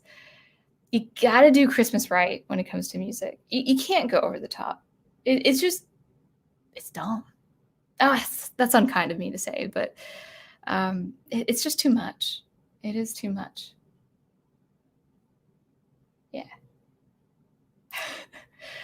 Chris is saying, affirming with a laugh, and then Big Al says no.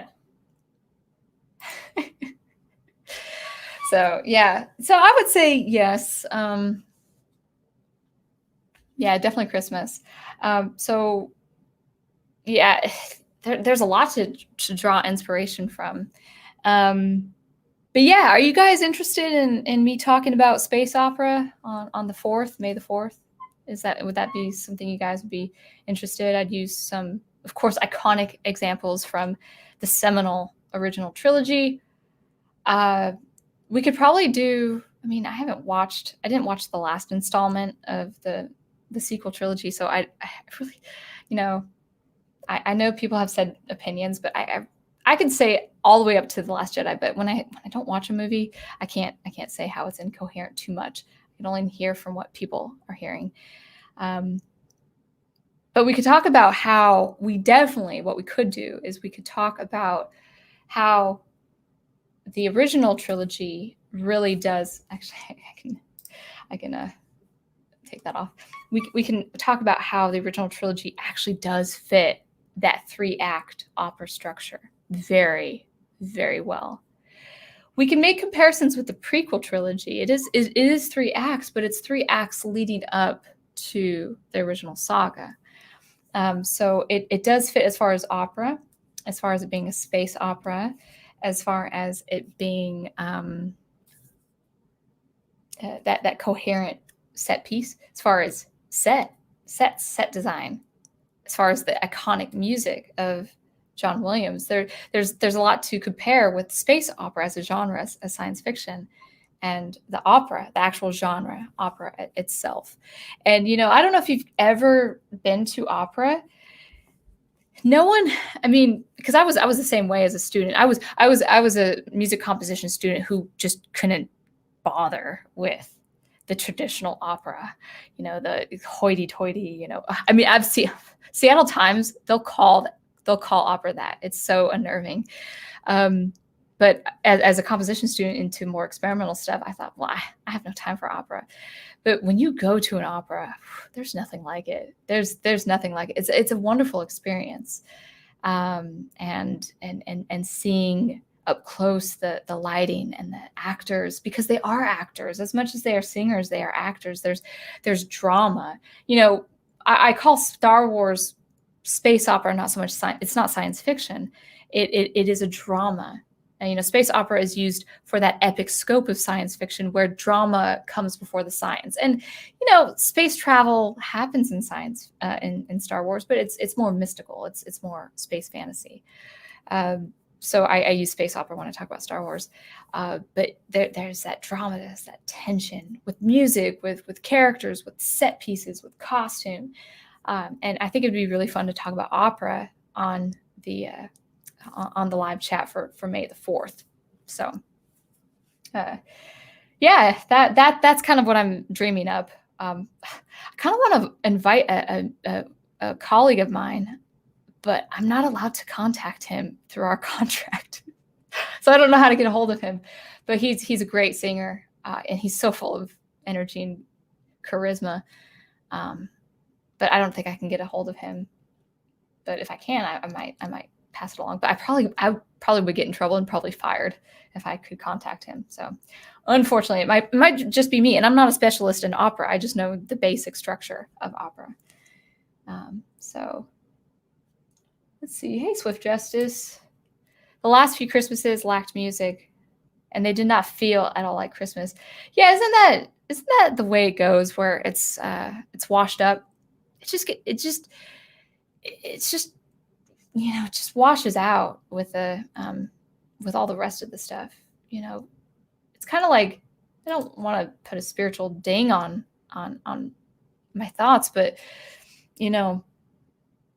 I hear people go into debt for Christmas, and the January blues, they happen because you realize how much debt you have from Christmas. No one should go into debt for Christmas. Give what you can, and be thoughtful about it. But yeah, it's just so much. It's just so much. I wish people just kind of pull back into just being inward, spending time with people they love, making it intimate. And I think Christmas music can really reflect that in a very good way.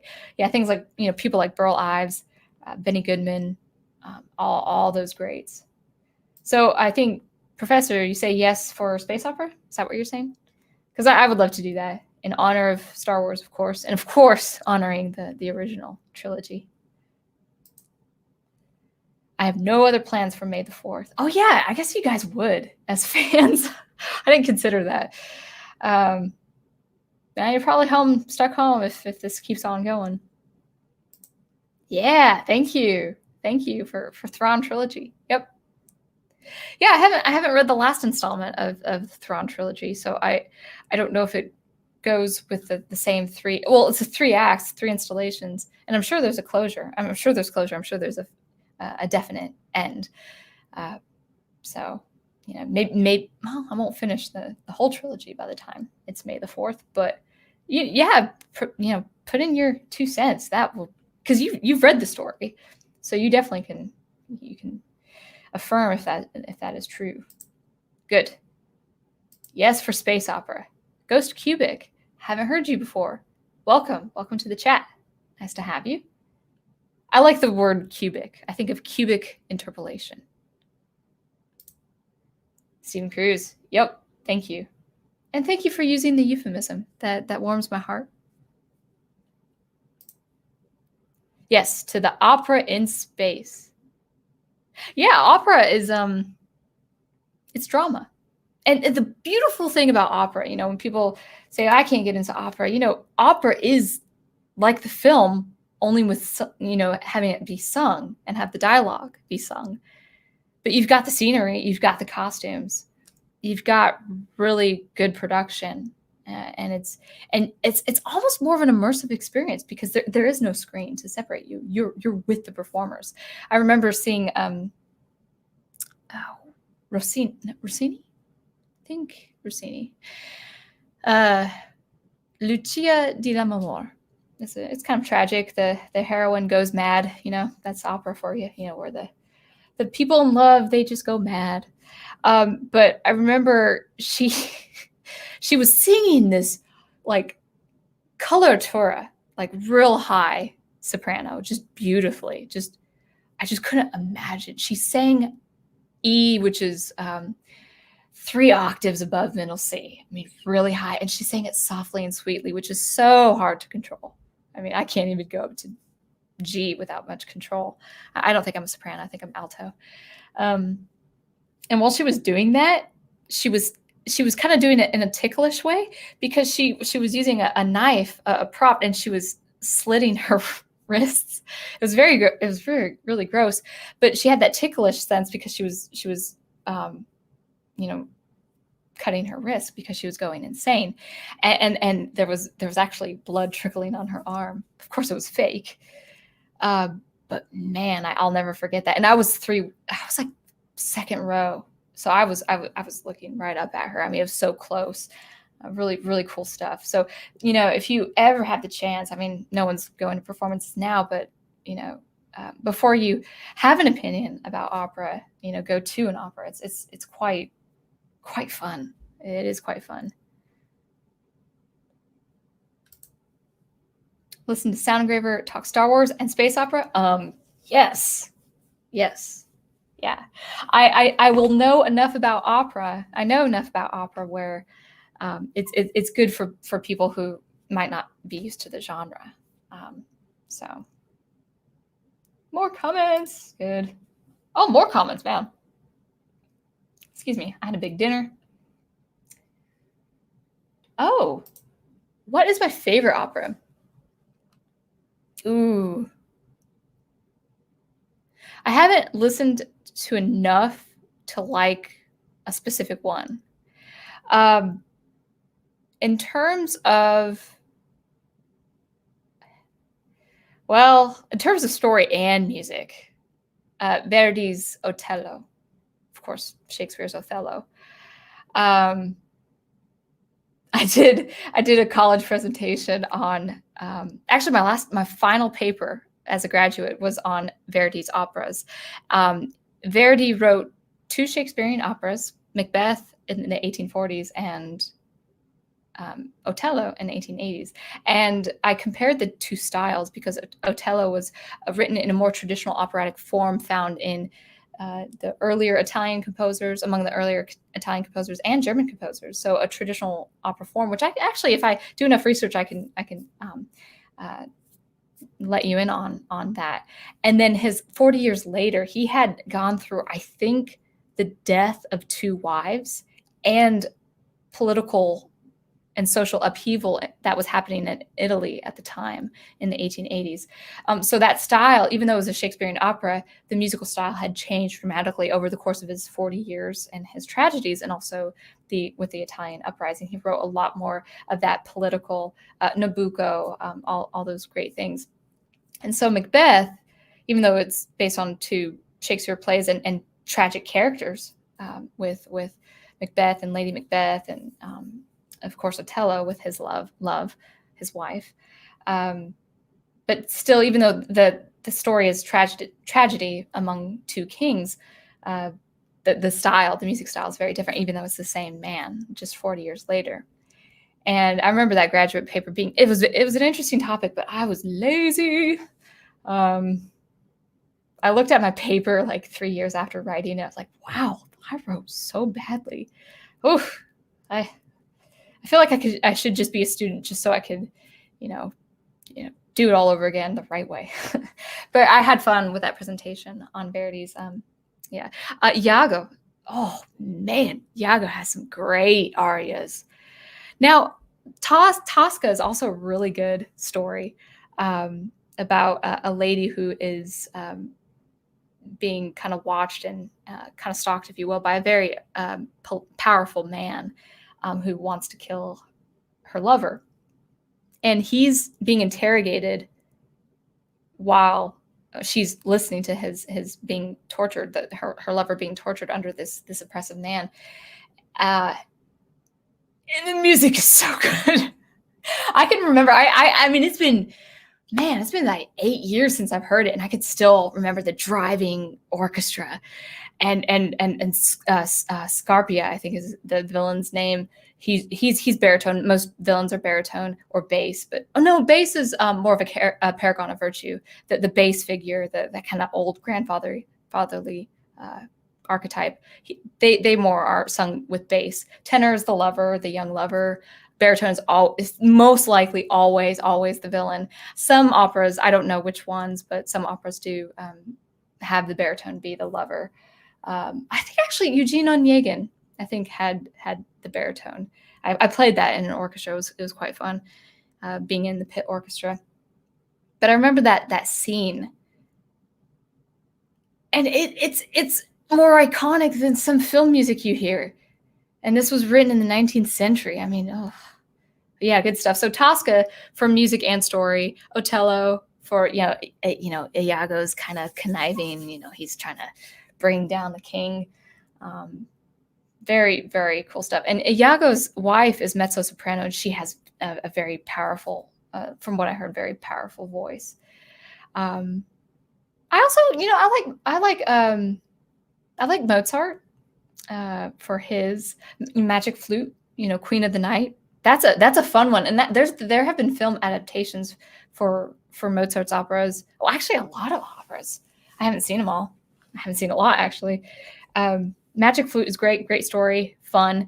The conniving, the villain is actually a villainess, Queen of the Night, the evil mother character, and she's got the coloratura. Yeah, because maybe we're talking about opera now.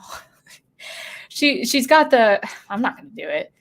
I can do it on violin a little bit, but the dun dun da da da da da da. But she sings it an octave higher, so it's way high in the range, and when a coloratura sings at that delicate level in the voice, it's a sign of madness. It's a sign that she's either already mad in her wickedness or she's going crazy. So that's a very good use of the coloratura that Mozart did, that Rossini did. The one opera that I feel like I cannot watch is Don Giovanni, because there's a really tense, borderline horror scene at the end about a statue coming back. Like, it was a man who was killed, and he's coming back for vengeance or to plea for Don Giovanni, this kind of seducer, this womanizer, to repent or be condemned. And unfortunately, Don Giovanni is not going to repent of his ways, and the statue condemns him. And the music, I mean, this is Mozart, but the music is horrifying. It's horrifying. So Don Giovanni is something I would have to stomach to listen to because of just the psychological implications involved and the spiritual implications involved. So all of that. I guess I know more opera than I think. Now that just all this music history is coming back to mind. Shabmaninoff, is this your first time? Hey, welcome. I meant this to be 90 minutes, but we're also going to a couple hours. When I start talking, I just can't stop. Welcome. Welcome about 11 minutes ago. I don't get anyone anything for Christmas. I only give the gift of my presence. I give love, that's for sure. I call my relatives. They understand. They understand when I'm tight on finances. And I don't expect anything myself. I don't need gifts. I'm pretty happy with just having my computer, having my software, having a cup of coffee. I'm pretty low key. In fact, I would probably prefer not. That sounds bad. I was just thinking out loud. Prefer not having any gift than a gift that I feel like people would know that I wouldn't care for, and I would just give it away. Like a romance novel. Come on. None of you know that, but like I know people who have given me romance novels who know I wouldn't read that. So yeah, I would say thank you, and then probably give it to Goodwill.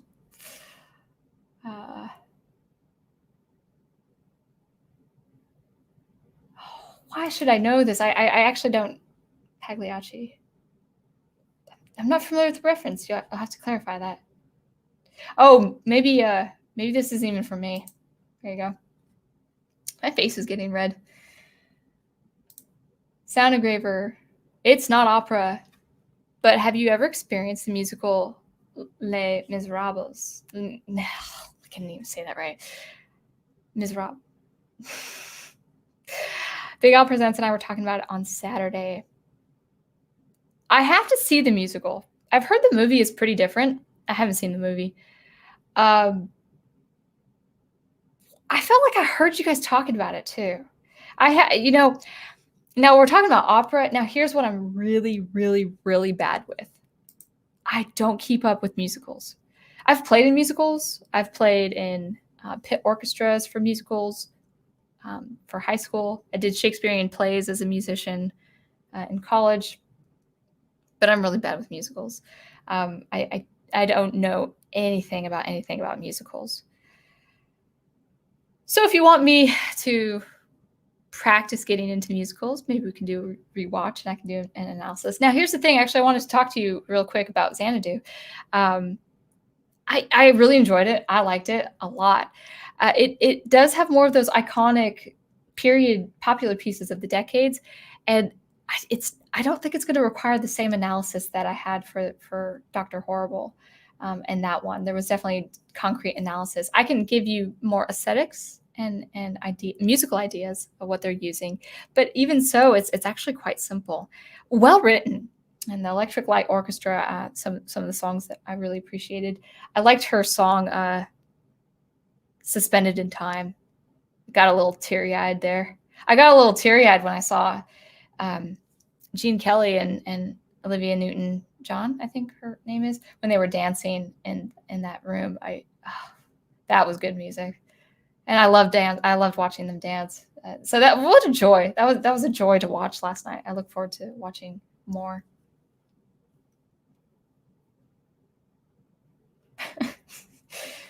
Well, if you want to know, fish and rice with sauteed vegetables and steamed broccoli. I had the same thing every night. Bell peppers, garlic, onions, sauteed in olive oil, rice, and sometimes steamed broccoli. I had tomatoes too. And sometimes carrots. But yeah, really simple. But I can make it tasty too.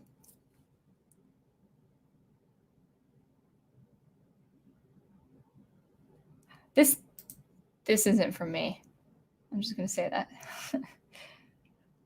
That is not true. That's saying Jesus Christ is overrated, and that's never true. I can't remember if you said prior, have you listened to Pentatonics? Yes. Oh, man, I love them. Oh, see, Troy was entertaining the idea that I would react to these different pieces of music. I was blown away when I listened to Pentatonics. Fun to listen to, and so good. So good. I'm not a vocalist. I can sing. I know a little bit about voice. But what they do is very requires such skill and such ear.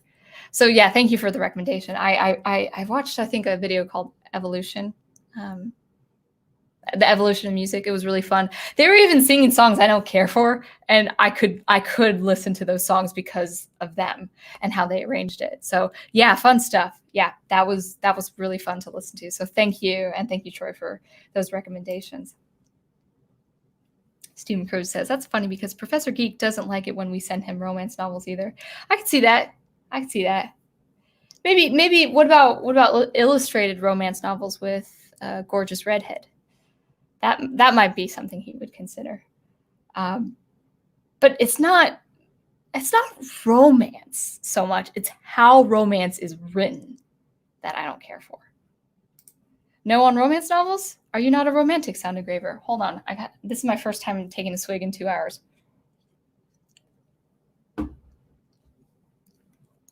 I like romantic in the Beethoven sense. I like the epic. I like the hero. So I like the scope of romance. When it comes to actual romance, I like it well done though. Like, classic example. I'm among these great people here, including you, Swift Justice, and that is, things like characters like Han and Leia. done the right way, right? Like not the sequel trilogy way, but how they stayed married, that kind of thing.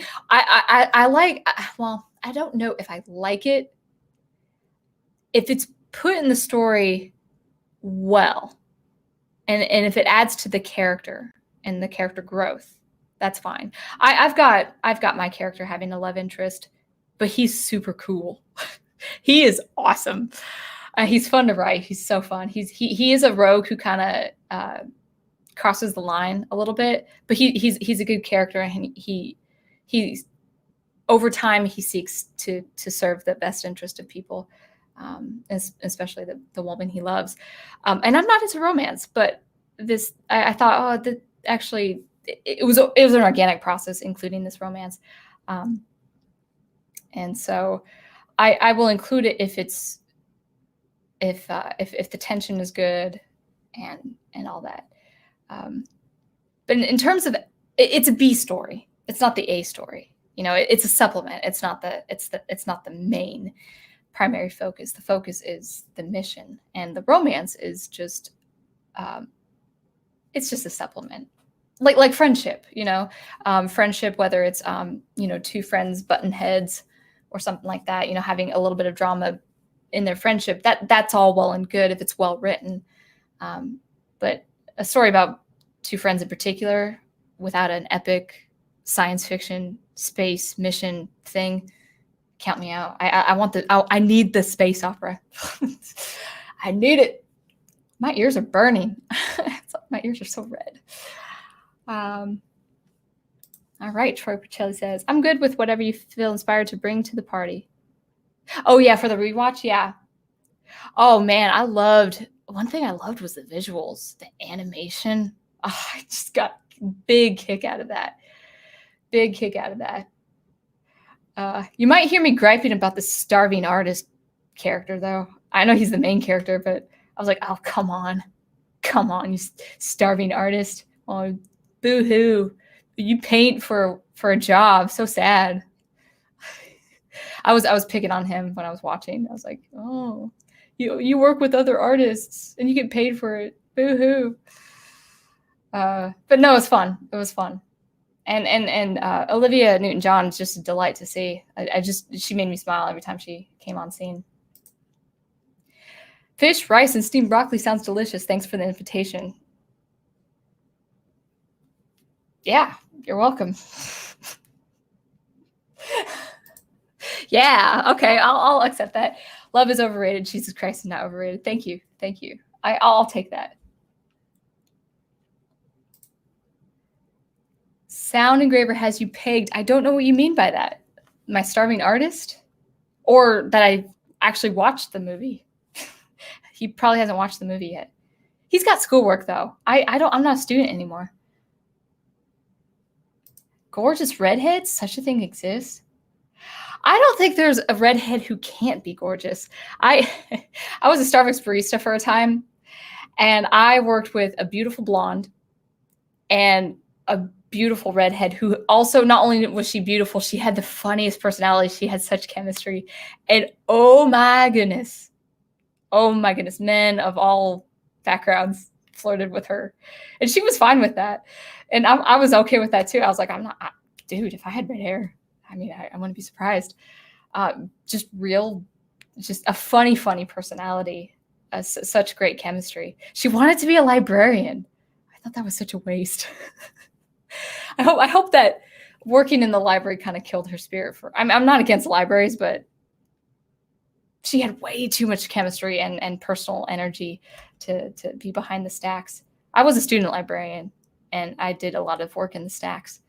And I'm a deep thinker, so it's not any problem to me. I once worked. Oh my goodness, I once was transferred over to a general stacks for the University of Washington. This was way off like the grid of anything, and it was this giant plant, and it was just this warden that allowed me through, and I was in this giant building, just archives of stuff, and all music too, of all these scholars and all the stuff. I was in the music department looking for stuff and making sure all the LP. 50 feet down and fit, 5 rows up of just LPs and stuff. I mean, all this crazy stuff. And I'm not easily spooked. I don't like horror. But like I'm such a deep thinker, and I daydream that being in a giant building like that at that time was no problem to me. I would just hum or kind of daydream while cleaning the LPs and stuff like that. But that was an experience. I was the only one in this massive place with, I mean, like you want to hide for being on the run, like someone's hunting you down. I mean, it's like, man, this needs to be a film scene somewhere. It was just endless stacks of LPs and music scores and books and all that. A great true love story. Troy and Annette married 28 years and still going strong. That's so wonderful to hear. I might be just like a sucker for this kind of stuff, but every time Troy talks about you and just your camaraderie, I was just like, that's just so wonderful.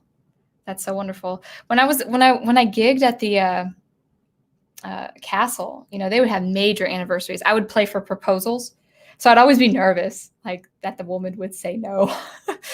But at a special date like that, you kind of know that the woman is going to say yes.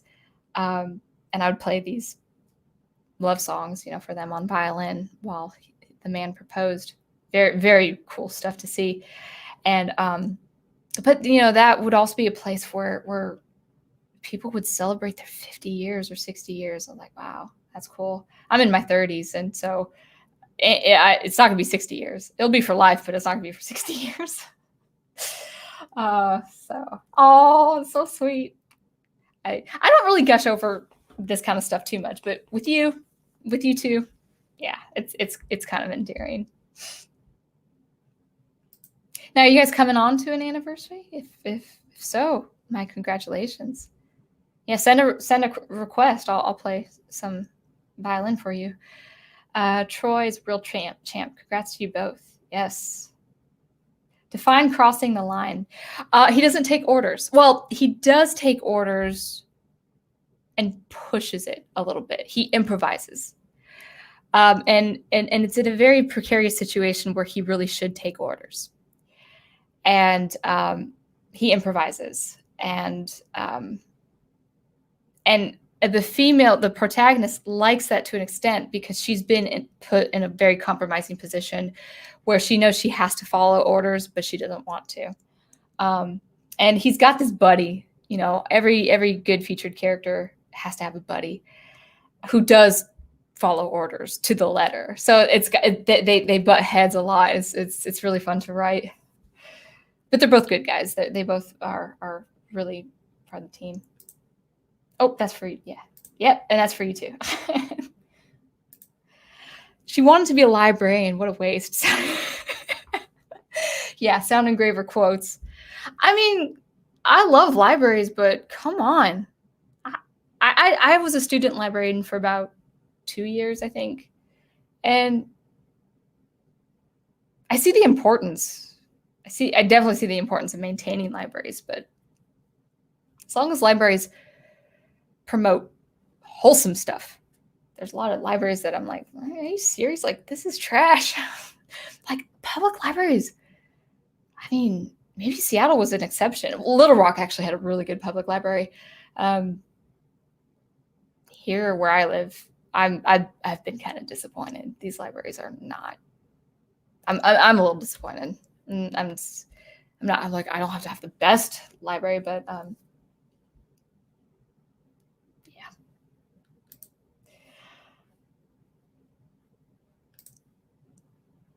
I'm sure that among all the baristas that you worked with, you stood out the most. Your soul makes you radiant, something to marvel at. Well, thank you. Now, this was about 10 years ago, so I was a different person. But I tried to do the right thing. I had good ethics, at least. I wanted to serve the customer. That was the most important thing. August 3rd. Cool. 28th or 29th? Oh, the 30's coming up. That's cool. That's cool. You guys should have a podcast. You guys should do something together. I'd listen in. I want to hear the chemistry. Yeah. That's great. Congratulations. That's wonderful. Unfortunately, it's so unheard of. So I look to you guys. I definitely look to you guys for that. What commitment? What commitment? So yeah. Anyway, I always have fun with these. I hope you guys liked it. I'm just kind of closing out some tabs here. Sound Engraver, my page, Ultimate, my favorite page. I admire your prejudice against librarians. They're just so librarianish. I remember a friend of mine talk about a guy, a man who was a librarian at the front, and he was like this big, burly wrestler, kind of wear leather, tattoos, and stuff like that. And he's checking out his materials, and then he's like, "Oh, if you tried this, you're gonna really, really want to look at this, and look at these writers, and look at this, and look at these writers." And it was such a shock to him. Good. Okay, 28th. Very good. Very good. Define different person. Define different person. You'll have to tell me what we were talking about. Oh, yes, we were talking about art, man. Yes, welcome. Yes, I think this is your first time on the chat. We're kind of wrapping it up here. I actually do need to write my book. But yeah, we were talking about inspiration, and it was quite casual. It was just me showing different art that I like to look at for world building, for writing, and different things like that. But we'll get into, I don't know what we'll get into next week. Something about art, maybe something about something practical. Maybe like why deadlines are important. Or maybe something a little bit more philosophical. But yeah, actually, Vax, I'll always come in. Like I've got a great group here on chat, but I think you're the one who has more of the philosophy, the philosophical ideas regarding art that I think could really strike up a good conversation. But it was very casual today. It was just me showing people what I do before I write science fiction. And we talked a little bit about opera, and we'll talk more about opera on May the 4th. Oh, dude. So, Professor Geek, let's see. So, did you keep in touch with this vivacious redheaded librarian asking for a friend? I wish. I liked her a lot. Her name was Anna, of course. She was... Yeah, that would be your type, wouldn't it? Now that I think about it. That's funny. Yeah, she was great. She was great. Yeah. I mean, if I was a guy, I would flirt with her too. But I'm definitely not into redheads like that. And actually, like, I don't prefer the redheads on men. I'm not digging at you guys with red hair. Oh, Aged Boomer has red hair. He's not on. Sorry, Aged Boomer, if you see this afterward. I like more of the dusky blonde. Which, not because I have dusky blonde hair. It's just, yeah, my celebrity crush has dusky blonde hair, so maybe that's why. Troy Pacelli says, Professor Geek, have you ever considered that maybe you are focusing on the wrong thing for a potential significant other? Well, he has a disadvantage because redheads are so rare. So he doesn't have a lot to choose from, unfortunately. And yeah. Now it's not the appearance. It's the heart that goes in. So yeah, Anna, man. I hope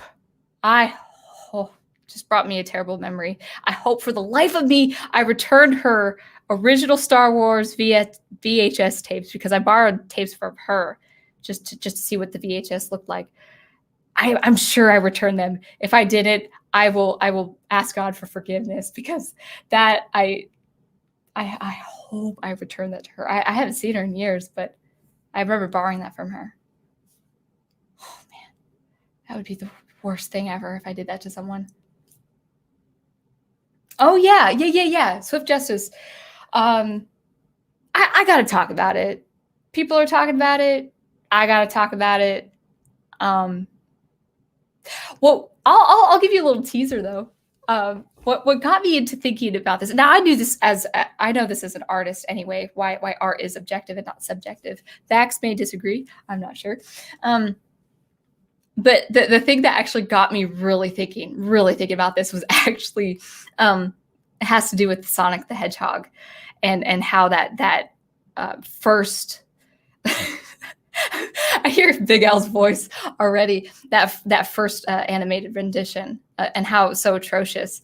And I remember seeing a comment on a YouTube channel I was watching, and in defense of that atrocious form, whatever that thing was, the comment said, "Dude, art is subjective." And the YouTuber guy said, "Dude, have you seen this thing? It's hideous." And that's just got with wheels turning. I was like, yeah, why do people say art is subjective? And there actually, I have two reasons why people do say art is subjective. And it's understandable why people say art is subjective. There is something about art that is subjective, but it is not subjective. Art is objective. It has objective measures. So maybe next week I'll think about it. Yeah, next week. So next week, and then, a couple more weeks before the opera one. Stephen Cruz says, but you're not Ginger. All the male Gingers in this chat are now triggered. I mean, actually, there's a guy, I like him a lot. Not like as attractive, but I wonder if you guys know Computing Forever. He's a redhead, and he's funny. And yeah, he's attractive. Yeah, So I'm not saying I want to date someone with red hair. I mean, yeah. But I'm not into dating anyway, so case closed. Oh man.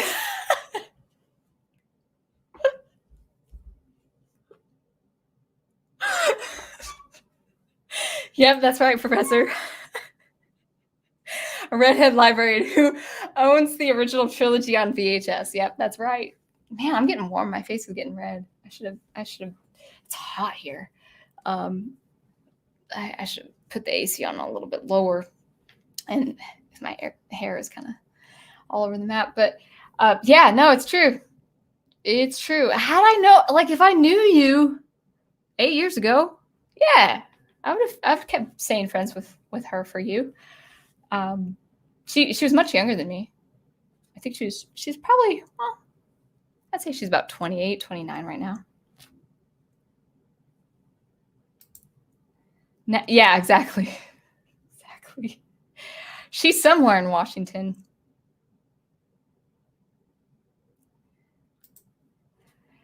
Sound Engraver, yes. Dave Cullen, Computing Forever. He's awesome. Great channel. Yeah, he's great. I like his stuff. I used to watch it pretty frequently. He's definitely really focusing on the pandemic. And if I'm not careful, like I really do like him. I like the work he does. I think he's fantastic.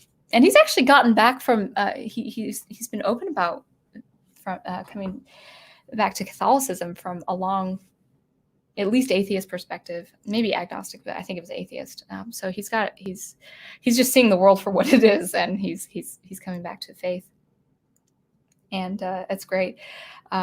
I have to be careful with his channel. If it's too much, it can be depressing. So I admire him for putting up that content and just see. I like talking about art. I like having fun. You know, actually posting that kind of content so frequently would really mess with my head. Yeah, Computing Forever is cool, dude. He's come a long way in his content. Yeah, it's very professional, very well done. Yeah. Oh, deal breaker. That would make me the creepy old man. I can't comment on that. You're not old. Yeah, but yeah, anyway. Yeah, but they do exist. Maybe there's an older redheaded librarian personality who has VHS Star Wars. Man, I hope I return those to her. Man, that's going to give me nightmares. I just for the life of me cannot remember if I did. We need to go to Washington, Professor. You look for an Anna? And yes! Sorry, I hope I didn't shout too. Dude, that sounds like a show. You guys should start a podcast, the Northwest Trek for redheaded species. Let me go with you guys, please. The Northwest is the best. Well, no, it's not the best. People, nah, they're okay. I definitely like the Southern people. But I love the topography and the geography of the Northwest. Just wonderful place. Yeah. If she's still there, she's Seattle, North Seattle. Woodinville area, to get you specific. Oh, it's getting a little loony. So 1 second. I got to relieve the pressure off my head. Oh, yeah. There we go. So, man, that's just like, my face is just really red. And we're coming on 2.5 hours. Dang. Wow. Yeah. You guys keep asking me great questions and comments, so. Wait, if Sound Engraver isn't into dating, does that mean we won't be getting married? That's God's call. That's God's call. I'm not looking. Sorry. But you're here for my art. You're here for my art. And I can attest that I can provide value in some way, shape, or form for anyone who does art or anyone who likes art. Yeah. But sorry, Swift Justice. I would like to encourage you to just keep looking. But thank you. I do appreciate that. I take that as a compliment. Tribucelli. She's in Washington. She's almost completely on the other side of, completely on the other side of the aisle from your probably state. Yeah. I mean, it's the corner. It's the corner of the whole United States. Yeah, Bigfoot, man. Yeah, Bigfoot. I never saw Bigfoot, Al. I was in the woods a lot too. I was in the rural part, climbed trees. I would climb, 20, 30 feet up, run around in pastures, run around in woods, run into spiders' webs. Never saw him. Now, is he elusive? Now, is he supposed to be like a unicorn?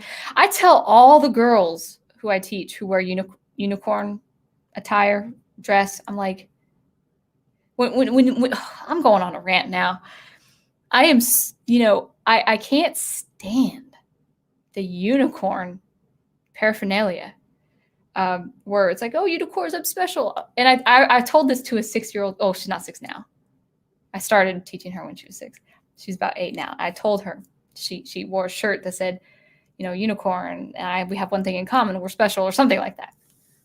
And she's cute. I love her. And I said, back in my day, unicorns, like Bigfoot, they were elusive. You couldn't catch them. Like, to see them, it was a rare sighting. They were rare. They were special back in my day. Like, to see a unicorn was a rare event. Now unicorns are everywhere. There's like unicorn ice cream. It's just silly. And so I said, today you need to be wearing a shirt with a horse on it, because it seems like a horse is more special than unicorns now. But that is my rant on unicorns.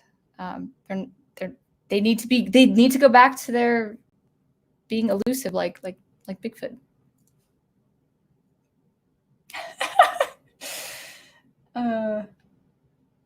Oh, well, yeah. Stephen Cruz, I'll just let you post that comment. Now, remember, we talked about this. You got to keep it appropriate. Remember whose channel we are on. I know all the people are from the Prof's channel, including the Prof himself, but remember that. Yeah, Big Al. How was that? Oh, man, yeah, I bet. I have good quality headphones, but they're getting old, so I have to put them at my temples a little bit to relieve the pressure. I could actually feel how hot my ears are right now. How was that? Was that fun? Was that good? I was on the phone with relatives all Easter weekend, but I bet that was a feat. I bet that was fun. Well, I mean, I want to take that. Okay, listen. I hope this is an encouragement. I want this to be encouragement. Now, we are talking about art, okay? It's getting late. We are talking about art. I want to say this to people. I do not like declining when a gentleman asks me out on a date. It's the worst feeling to decline a man. I don't like it. It's uncomfortable. I feel sorry for him. And I don't really, I thank him, but secretly I commend his courage for asking me out. I always prefer the man to have the courage to ask. And then, if I decline, then that's that. But it's not comfortable for me. And I know it takes a lot of gumption for the person to ask. But it's never, I never like to, I don't enjoy the moment. I'm not like, oh, I can never date you. No, it's like, well, let's just keep it at, seeing each other Thanksgiving or something like that, and it's not a fun position to be in when you decline. So now I think I'm getting warm for other reasons.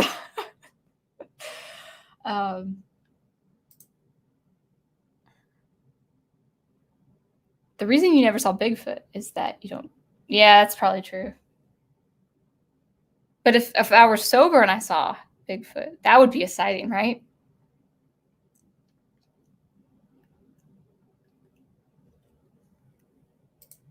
That's funny. I never saw that. But okay, I never saw that. But I understood the premise, which is something. This is another topic, man. I gotta write, but I just have too much fun with you guys.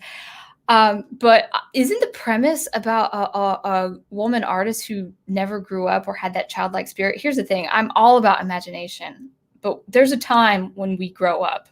I used to, and actually I saw this a little bit in college, where you have that kind of inner kid spirit. I think you could have a childlike spirit, but you don't have the maturity of a child. You have the perspective of an adult with a childlike imagination or childlike wonder. I have a childlike wonder for different things, like, oh, that's so cool. I'll walk around the lake and then a heron will pass me and I'm like, oh, that's so cool. That kind of thing. That's fine. Being inspired by those things, but to not get to that maturity of your age, when you can. I'm not talking about different disabilities or anything. I'm talking about maturing to an adult and understanding and being mindful of an adult. And I do see among artists like, oh, we can stay kids forever. I mean, I see people in their 20s who just act like children. And I'm not even talking about behavior. I'm talking about what they, maybe posting. And it's just, the humor is childish.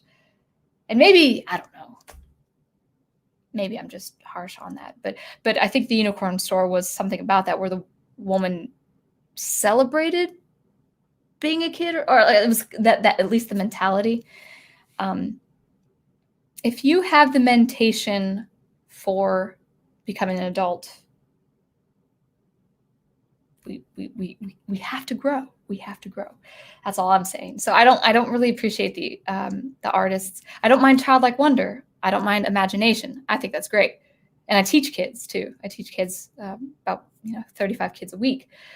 So I'm surrounded by that, and so I like that. But it's when the artist gets a little, yeah. Anyway, let's see. So if I go on a rant, I always need to come from a place of grace. I have to come from a place of grace. That's always what I set out to do.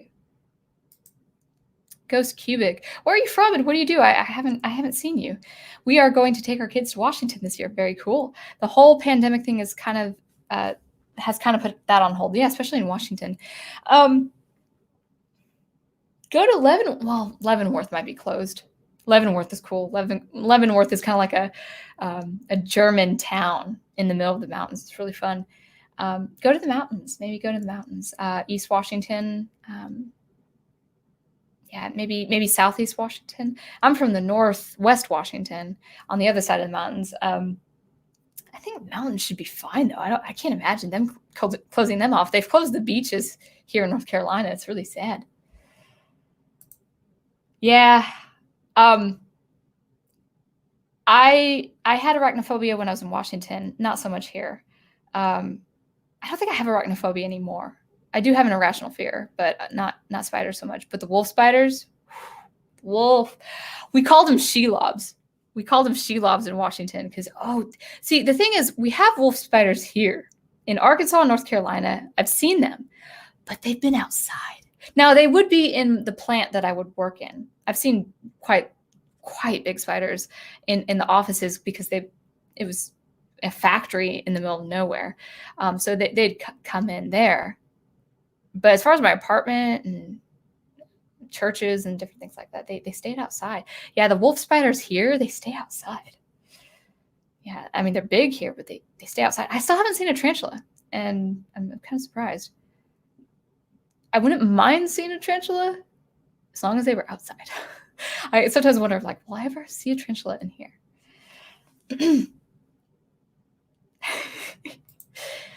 Yeah. Have you been to the Northwest? Would that,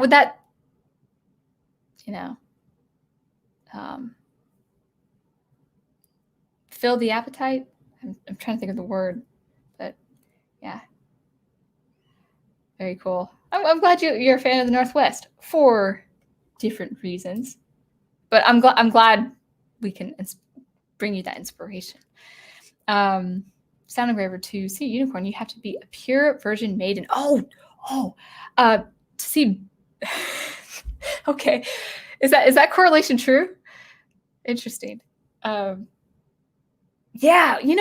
now there's some imagery that's quite dark and quite provocative, a little too provocative for me. But the Rankin and Bass glass unicorn, and the what was her name? The character who she just cries when she sees the unicorn. Like, where were you when I was here? When I was looking for you 10 years ago, 15 years ago, when I was a virgin, when I was innocent. She's just crying, beholding this unicorn. Oh, who's the voice actress? Oh, she's famous. But the voice acting in that, I mean, it just sends tears. It's just this animated Rankin and Bass film from 1982, I think. 1980. Yeah, I think it was something 1980s. Christopher Lee's on it. Jeff Bridges is this heroic prince. But when she cries out in anger to the unicorn, where were you 15 years when I was pure, when I was a virgin? And I just wept. It's just such for an animated film, man, when the voice acting is just on point and has that emotion, it's just that's true acting when a person can do that through voice acting. Maybe we'll wrap it up around midnight. Why not? Make it a full 3-hour live stream. And then I'll go ahead and do writing. Troy Pacelli. I think, wait, that was you. Swift Justice says, unicorns are actually a representation of Christ, and the bestiaries of only a virgin could catch it. Did I pronounce that word right? Yeah, I mean, and unicorns are essentially one-horned animals. So if a rhinoceros has one horn, or a goat, wasn't like in the early 12th and 13th century art, weren't the unicorns more like goats with horns? Like the old art. You want to talk about art. The Rankin and Bass, I mean, albeit, can't really look at the provocative stuff of that film, but the art and the music. Oh, who's the songwriter? Oh, I just had his name and I forgot. I'm forgetting. I now I understand when Alan and Professor Geek forget these names. Like, come on, man, you guys know this. And then when you're on the live stream, it's like these names are just, you're missing them. Oh, thank you. You know, I appreciate that. I mean, I do. I'm not being, you know, cheeky when I say that. I do appreciate that. And regardless, I will still support you in your music if you produce what I heard. Oh, good to hear. Good to hear. Yeah, that was a good choice for Easter. I think that was really good. Oh, that's not for me. Oh, wait. I don't know if this is for me or not, but I'll put it up. Nanette says, I'm the one who catches the spiders and takes them outside. They don't bother me. Yeah, I wish I had your backbone there, Nanette. I wish I had the purity to take them out to their natural habitat. But I had an agreement with the wolf spiders when I was in Washington. I would look at a wolf spider dead in the face. I'm like, you come in, you're dead. That's our agreement. You trespass, you're dead. And Raid is my best friend. Now, I don't have spiders in my apartment usually. I'll have centipedes occasionally. What I have here, because I live on the ground floor and I live next to a lake, is water bugs. I have the water bugs, and those are a joy to encounter. They're usually this big, and they're dark brown. They have a red underbelly. They're dark brown. They're like roaches, but they're not of a roach species. And they're fast and they fly, and they're hard. They are hard to kill. They're little tanks. And I have this huge concordance of Hebrew and Greek, Strong's concordance, and I have it on the table for to refer to when I read scriptures in the morning. I have beaten that book, unfortunately, because it's been my weapon to catch the water bugs. It's like if they're crawling on the floor, the book is heavy enough to crush them right away. Because if I use Raid, they'll want to go someplace dark to hide. So I know I have some dead water bug bodies under a stove or something right now. So I try to get them with a book before anything. So that's no way. I can't catch a water bug to let it go.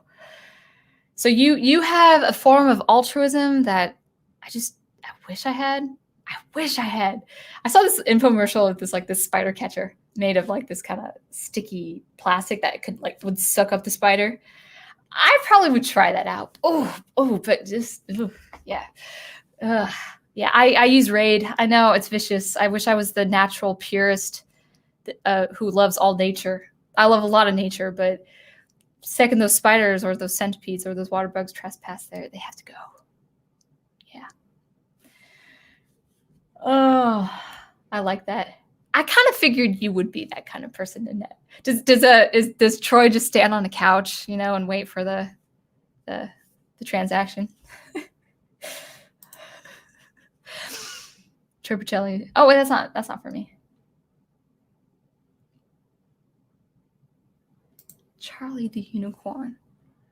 I can't remember that one. I can't remember that. Oh, Film Cow, and I totally recommend that channel. Oh, good night. Yeah, I mean, we should probably wrap it up. You guys can go. Like, you guys can Peter. I'll just hang out here. Yeah. We'll end it probably at midnight. Sound Engraver, if you had Nanette's backbone, she'd be all floppy. Oh, yes, that's probably true. I wouldn't take her backbone. I'm not that way. I would aspire to be having her backbone. Yeah. Professor Geek says, Queen Elizabeth carried around a unicorn horn that was given to her, but it was actually a narwhal horn. What is narwhal? Sorry, I'm relieving the pressure off my ears. That's why I'm putting my headphones to my temples. Last unicorn. Oh, dude. Yes, Mia Farr. Oh, incredible voice acting. I wouldn't be on camera if I was with you guys, because I would tear up. There is something so haunting about the two songs, Last Unicorn, Weber, right? I'm looking him up. Last Unicorn, songwriter, Weber, I think. Rankin and Bass. Oh man, why can't I find it? The problem with Brave is it's okay. Hold on, I'm just gonna type in the Last Unicorn film. Music is so haunting, so haunting. That and Man's Road. There is something so haunting about that. Jimmy Webb, Jimmy Webb, the songwriter. So haunting about that.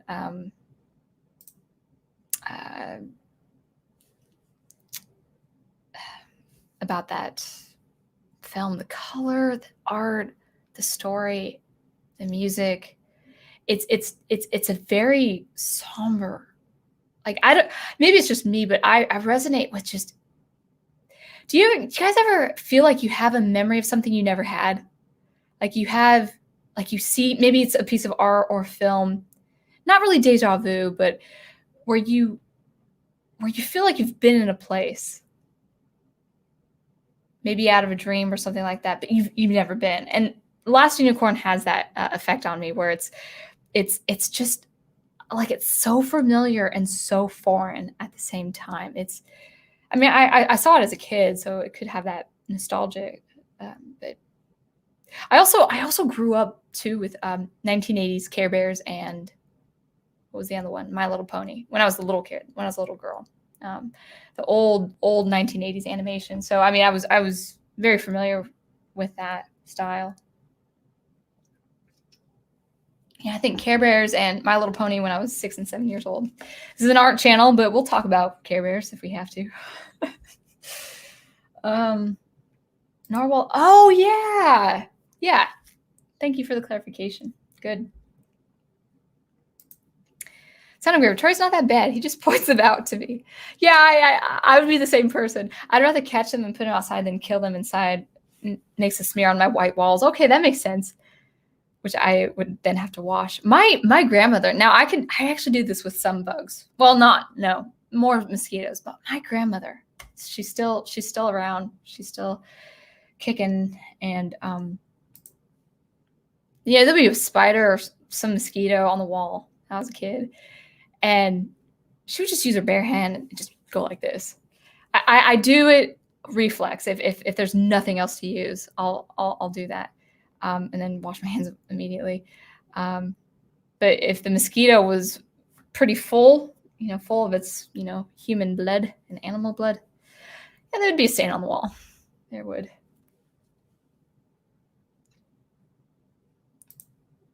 I just added the Last Unicorn to my Netflix. Have you seen it, Troy? It's very unusual. It's really good, and it has Christopher Lee in it.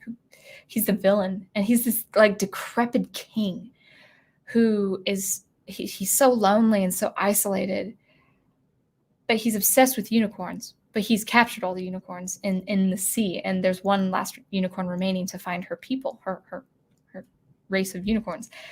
And it's a very unusual villain, because not unusual. It's a sad villain type, because he doesn't want to share his knowledge or his love of the unicorns with anyone else in the world. He has imprisoned them for himself. And there's this giant Red Bull, which is not the energy drink, that guard that keep that I think protects them, but they're not allowed to escape the sea. They're not allowed to escape the sea. So she has to fight off the Red Bull to free her for her unicorns. Saw the Last Unicorn in theaters back in the 80s. I'm old. Well, there's a wide demographic. There's a wide age demographic here. Yeah.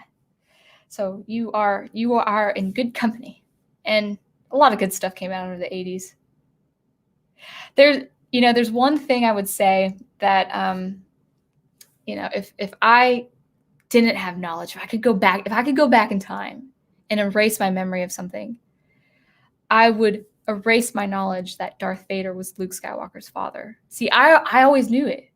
I grew up in the 90s as a kid, and I didn't watch Star Wars until 2008, 2009. And so I always knew Darth Vader was Luke Skywalker's father because it was just such an iconic thing. It's common knowledge. So it was never a surprise to me. I would love the moment where you find out that he is his father. That would have been a really cool twist. But I got Sixth Sense. I got the twist there. The problem with Sixth Sense though is like you only need to see it once. It's a little too intense for me. I had nightmares after watching that. Haven't seen The Last Unicorn since it was first released. Yeah. Was it 1980? Yeah. Terrific stuff. I don't have Netflix. I don't have any streaming services. So maybe I can sign up real quick for Netflix, watch it. But anyway, yeah. Winding down. 9 to midnight. I was aiming for 9 to 10:30. Yeah. But I don't have to edit, so that's good. So probably try to get in some writing before I go to bed and work on some things. Maybe watch Xanadu another time and share my thoughts. That's gonna be a fun one. I have a feeling it's gonna be a fun one to do with you guys. I already hear the comments. The animation was great. Yeah. Sorry for spoiling that. I'm sorry. I didn't even consider that, man. Maybe someone catching my live stream and didn't know. Like, what? Yeah. So I probably know the twist of Fight Club and all that stuff. Beautiful Mind. I didn't watch the movie, but I know the story. Because my uncle really wanted to extemporize, and he told me what it was. I was like, oh, thanks.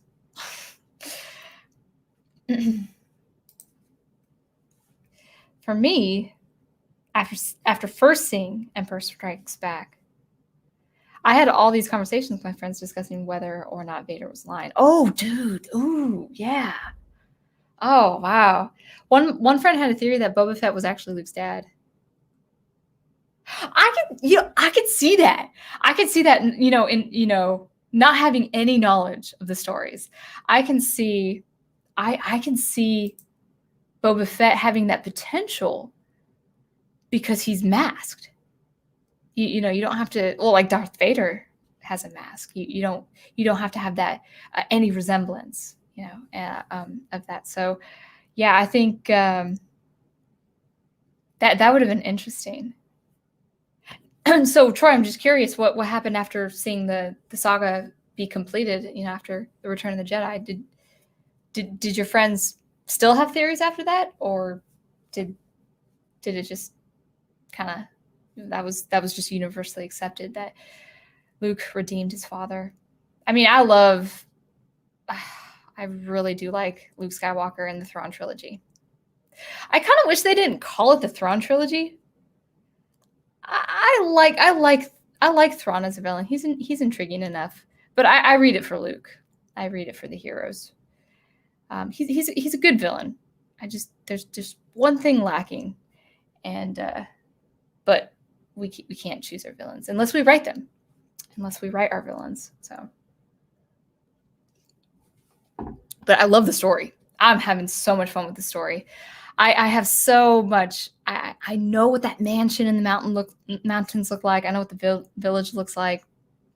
Merkur had a huge. I know. I see what it looks like. I see Card's hideout and why he's attached to it. Kashyyyk is awesome in the world building in Thrawn trilogy. I love Kashyyyk in that.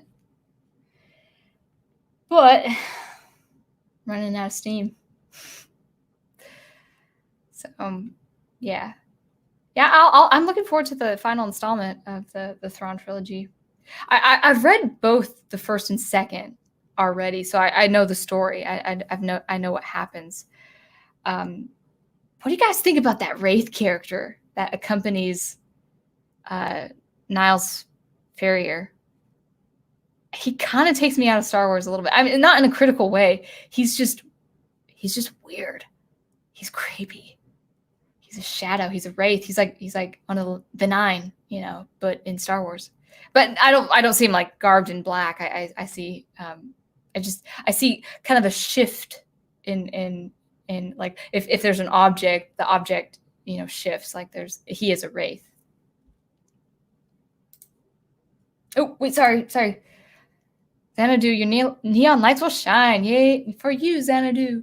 I was singing Xanadu when I was, if you want to sing with me, Al, the Xanadu number. I was harmonizing though. I wasn't singing I think she goes up to a D, 3 octaves above middle C. That's way too high. I liked it. People, I was looking at comments when I was just listening to the soundtracks, and people saying, oh, the movie's cheesy. And I was like, what's wrong with cheesy? Like, if it's a good cheesy. I actually like it as a story. It's nice. It's concise. Gene Carey, I'm thinking Cary Grant. Gene Kelly is great. Olivia Newton-John is a delight to see. Michael Beck, he's okay. he's okay. But love the animation. I'll be honest, those same friends and I were totally cool with The Return of the Jedi and its resolution. We were all ticked off about Boba Fett's death, though. Yeah, I can see that. So do you like the fact that he survived the Silax? Yeah, he's good. Here's what the little I have seen of TV and movies. I will say this. I have an opinion about this.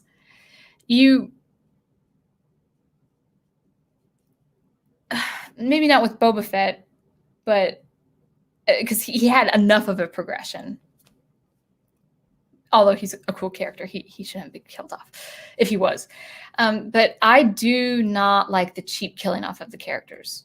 Like I've seen TV series where a likable guy, like a likable character, like yeah, camaraderie, he's gonna bring levity to the team, gets killed off like first half of the first episode.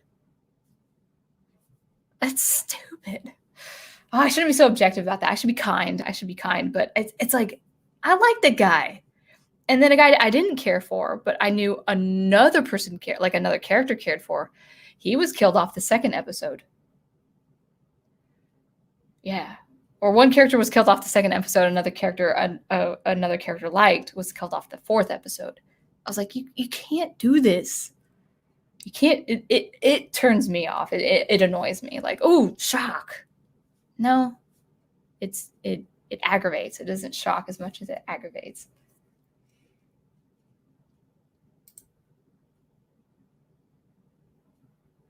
I do want to hear Sound Engraver sing. Big Al Presents not so much. Oh, come on. Big Al, you and me. Let's sing it right now. Yeah, I like the chord progression. But I would sing harmony. So I'd sing harmony with Olivia Newton-John. Gosh, that sequence makes me I smiled. And Gene Kelly taking the lead, like leading all those roller skaters. And wasn't that his last film? And his dance sequence with Olivia Newton-John, I think that's her name, right? John? Is that her last name too?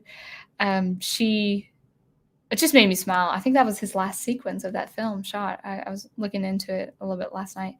Just a delight. Just a delight. Now, I'm not a singer. I'm not a professional singer. I can sing in tune. Yeah, I like it. My favorite female singers are the lower singer. Like, who would be a good example? I don't know. I like the lower register, and maybe it's because I'm more alto myself. But her voice is very unique to her. It fits her image as that kind of that bright, hopeful, charismatic, mysterious character. So really, really good. Did you know clone? Oh, let's talk about this. Even though it's midnight, that's okay. That's okay. I have too much fun with you guys. You guys need to stop it. Oh, I shook my desk. Oh, there's a spider. There you go. It was crawling on my acoustic foam. I probably didn't kill it, but whatever. Did you know, Professor Geek says, did you know Clone Wars Season 7 was supposed to have an arc with Cad Bane training Boba Fett, but they nixed it for... Oh my gosh. Okay. I did see images of that. Now, I don't know if I told you or anyone else, probably my sister, because we talk about Star Wars with our conversations. Cad Bane is one of my favorite villains. He is a mix of Han Solo, a bad version of Han Solo, and the Blue Man Group. Every time he had a scene in seasons 1 through 6, I just smiled. I loved that guy. He's so funny. He's totally evil. He's totally wicked. And he's there for his own gain. I love that he can go toe to toe with Obi-Wan. I mean, like seeing the fight between. I loved that. He really was one of my favorite villains. He's actually, even of the whole Star Wars lore, he is one of my favorite villains. He's so interesting. He's not a Force user, but he can go toe to toe with a Force user. He's so cool. He's wicked. I mean, he he's got that. But you know what? There was that brilliant arc. I loved it. I didn't like that Obi-Wan faked his death and then Anakin knew later. I thought that was really dumb for them to keep that from Anakin. That was dumb. I didn't like that. But when he was when he disguised himself as that bandit or assassin or whatever, and they went in that weird, absurd, that was kind of speculative sci-fi right there. That cube, really, that was great stuff. That season. But then Obi-Wan was about to perish in the cube with a hand of treachery by, what was his name? Eval. He had like his name sounded evil. I can't remember his name. Moral Eval or something. Moral Eval or something, like moral evil or whatever. And there was Obi-Wan was about to die. He was about to perish, and Cad Bane saved him. He had enough honor to say a guy does not die at the hand of treachery or cheating. He's not afraid of killing someone, but he does it where the fight is, there's nothing underhanded, which is weird because he's a bounty hunter. But he saved Obi-Wan's life, even though he didn't know it was Obi-Wan. I thought that was awesome. Like, I think I cheered. I was like, yeah, Cad Bane. Why would they take him off? Cad Bane was so cool. And he was he was so charming in his own wicked way. I don't know why I say that. I think he had kind of that Han Solo, but only bad. And he was like a member of the Blue Man Group. But yeah, Cad Bane was a fantastic character when he was on scene. Who was that? Oh, that lady assassin freaked me out. What was her name? Ara Sang. Oh man, when Ahsoka had that nightmare, and it was like pitch dark all around me, and she turns, and then it's that glowing face. I think I reacted a little too viscerally. Some terrifying moments in Clone Wars, like it would just make your skin jump. But anyway, yeah, what a waste. He was already a likable character, also a Hondo. Like when he had a lot of great lines, Hondo. Yeah, I can't yeah, I'm blanking on the great lines that he said, but yeah, pretty much why we stopped watching The Walking Dead. Tired of a character killed off almost every episode in such brutal, torturous ways. I feel like I hate to use this word. I want to say this carefully because it has strong spiritual implications if it is so. But that to me is a little bit too fetish for me. I feel like there's an obsession, like a fantasy for that kind of stuff, and that's sadistic. I know we're dealing with characters, people that don't exist, and actors who are portraying those characters, but that to me, I just don't like. I don't like. I watched a few episodes. I watched a few shows that I liked. One was The Blacklist. Oh, why am I blanking his name? That awesome character, Stargate. Come on, Big Al, help me out. James Spader. Great actor. Love that guy. And I liked his character. But into season 3 and into season 4, I really liked the story. The story was good, but it was just getting too dark and too brutal. I just couldn't do it. And the one I just really had to stop watching, as good as the writing was House of Cards. Now, interestingly enough, for the turn of events of what happened in real life with Kevin Spacey, and I won't go into politics. This is not a channel on politics, but I actually read the synopsis of what happened at the last episode of the last season with Claire Underwood. And it was just a straight up nihilistic ending. I was like, I'm glad I didn't waste my time. I'm glad I didn't waste my time. Like that's just, the problem with nihilism, if you know the story's going down that way, is that there's no tension. There's even with good writing and good acting, there's no tension. It's like, well, so there was enough tension where I'm like, is this nihilism, or is this like, characters getting away with stuff? Or my hope for House of Cards was that Underwood would be caught. That I thought that was where the tension was going, and then it just started getting really dark with people and relationships and characters, and I just had to stop. But apparently, it didn't go any. It just went down a nihilistic rabbit hole. So I'm like, I'm glad I didn't waste my time there. So yeah, episodes. I mean, the writing, and it's kind of a shame too, because first season of House of Cards, I mean, as dark as it was very good writing. It was very good acting, and there was a good amount of tension. Then it just got too dark for me. I can't watch.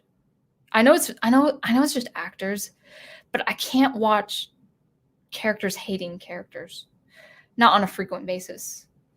If it's something to be resolved, whether in war or reconciliation, redemption, that's fine. But when it's just out and about, the characters saying how much they hate each other, I can't do it. It's just too much. Even if it's acted, it really gets me psychologically. Yeah. And what a good role too. I think that was great. It's such an enchanting story, and he was great. He definitely added to the story, to the scene. Yeah, actually I probably have to too. It's a school night, and oh my goodness, thank you for staying up this late. I didn't know you were taking classes or teaching. I don't know if you're an instructor or teacher or doing classes, but thank you. Thank you for. I should call it. I should wrap it up. I have stuff to do. But last one, we have stopped watching Walking Dead because I just realized I didn't enjoy it, and then that was like, I'm only watching because you watch it. Now that's love. That's love. That's great. Yeah. Well, you know what?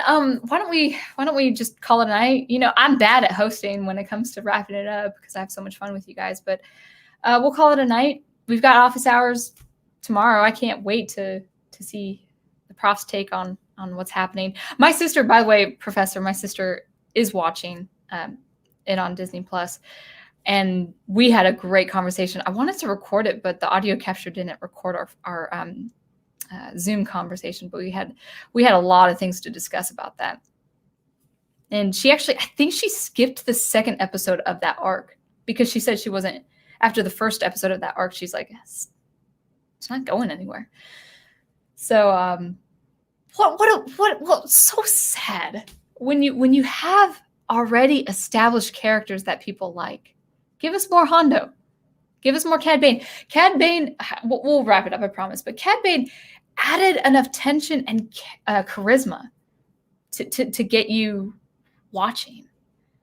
That's what made the first 6 seasons of the Clone Wars so great. You got Count Dooku, you got General Grievous. A lot of people had beef with how Grievous was handled, but I thought he was handled much better than the movies.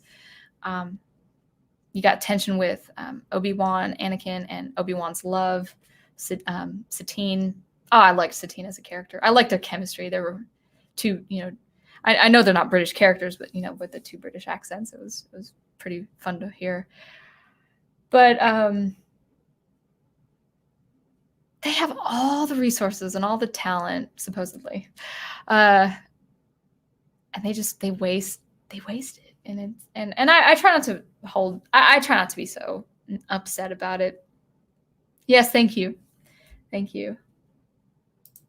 She calls it school night because we're working in the morning, not little school. Oh, got it. Sounds good. Yeah, good night. Yeah, I thank you very much. I'm happy about this. We'll try to end it at 10:30 next time. But my ears are bleeding. Yeah, thank you guys for participating, and hopefully you liked it. And when we get some more content, maybe there'll be opportunity to actually bring someone on board, so it's just not me talking. But yeah, keep talking Star Wars like this, and I'll let you turn me down for a date next. Yeah, it's geek. Star Wars is not geek though. Star Wars is culture and it's art. So yeah, funny. It's hard. But yeah, you have the charisma, Prof, for sure. You definitely do. But anyway, yeah, I think that's a wrap. My ears are just burning. They're on fire. So I'm going to take a break from being at the screen. And thanks, guys, always for watching and listening. If you produce art, keep on producing the art you love. And be on the lookout for some more sound experimentation on an original piece I hope to release. I got deadlines, end of the month. And I'll give you some behind the scenes this Thursday. And I'll see you all guys, tomorrow and tomorrow night and Thursday. So anyway, that's it for me. Thanks. And keep producing the art you love. And I will see you next time. Thanks again. Have a good night.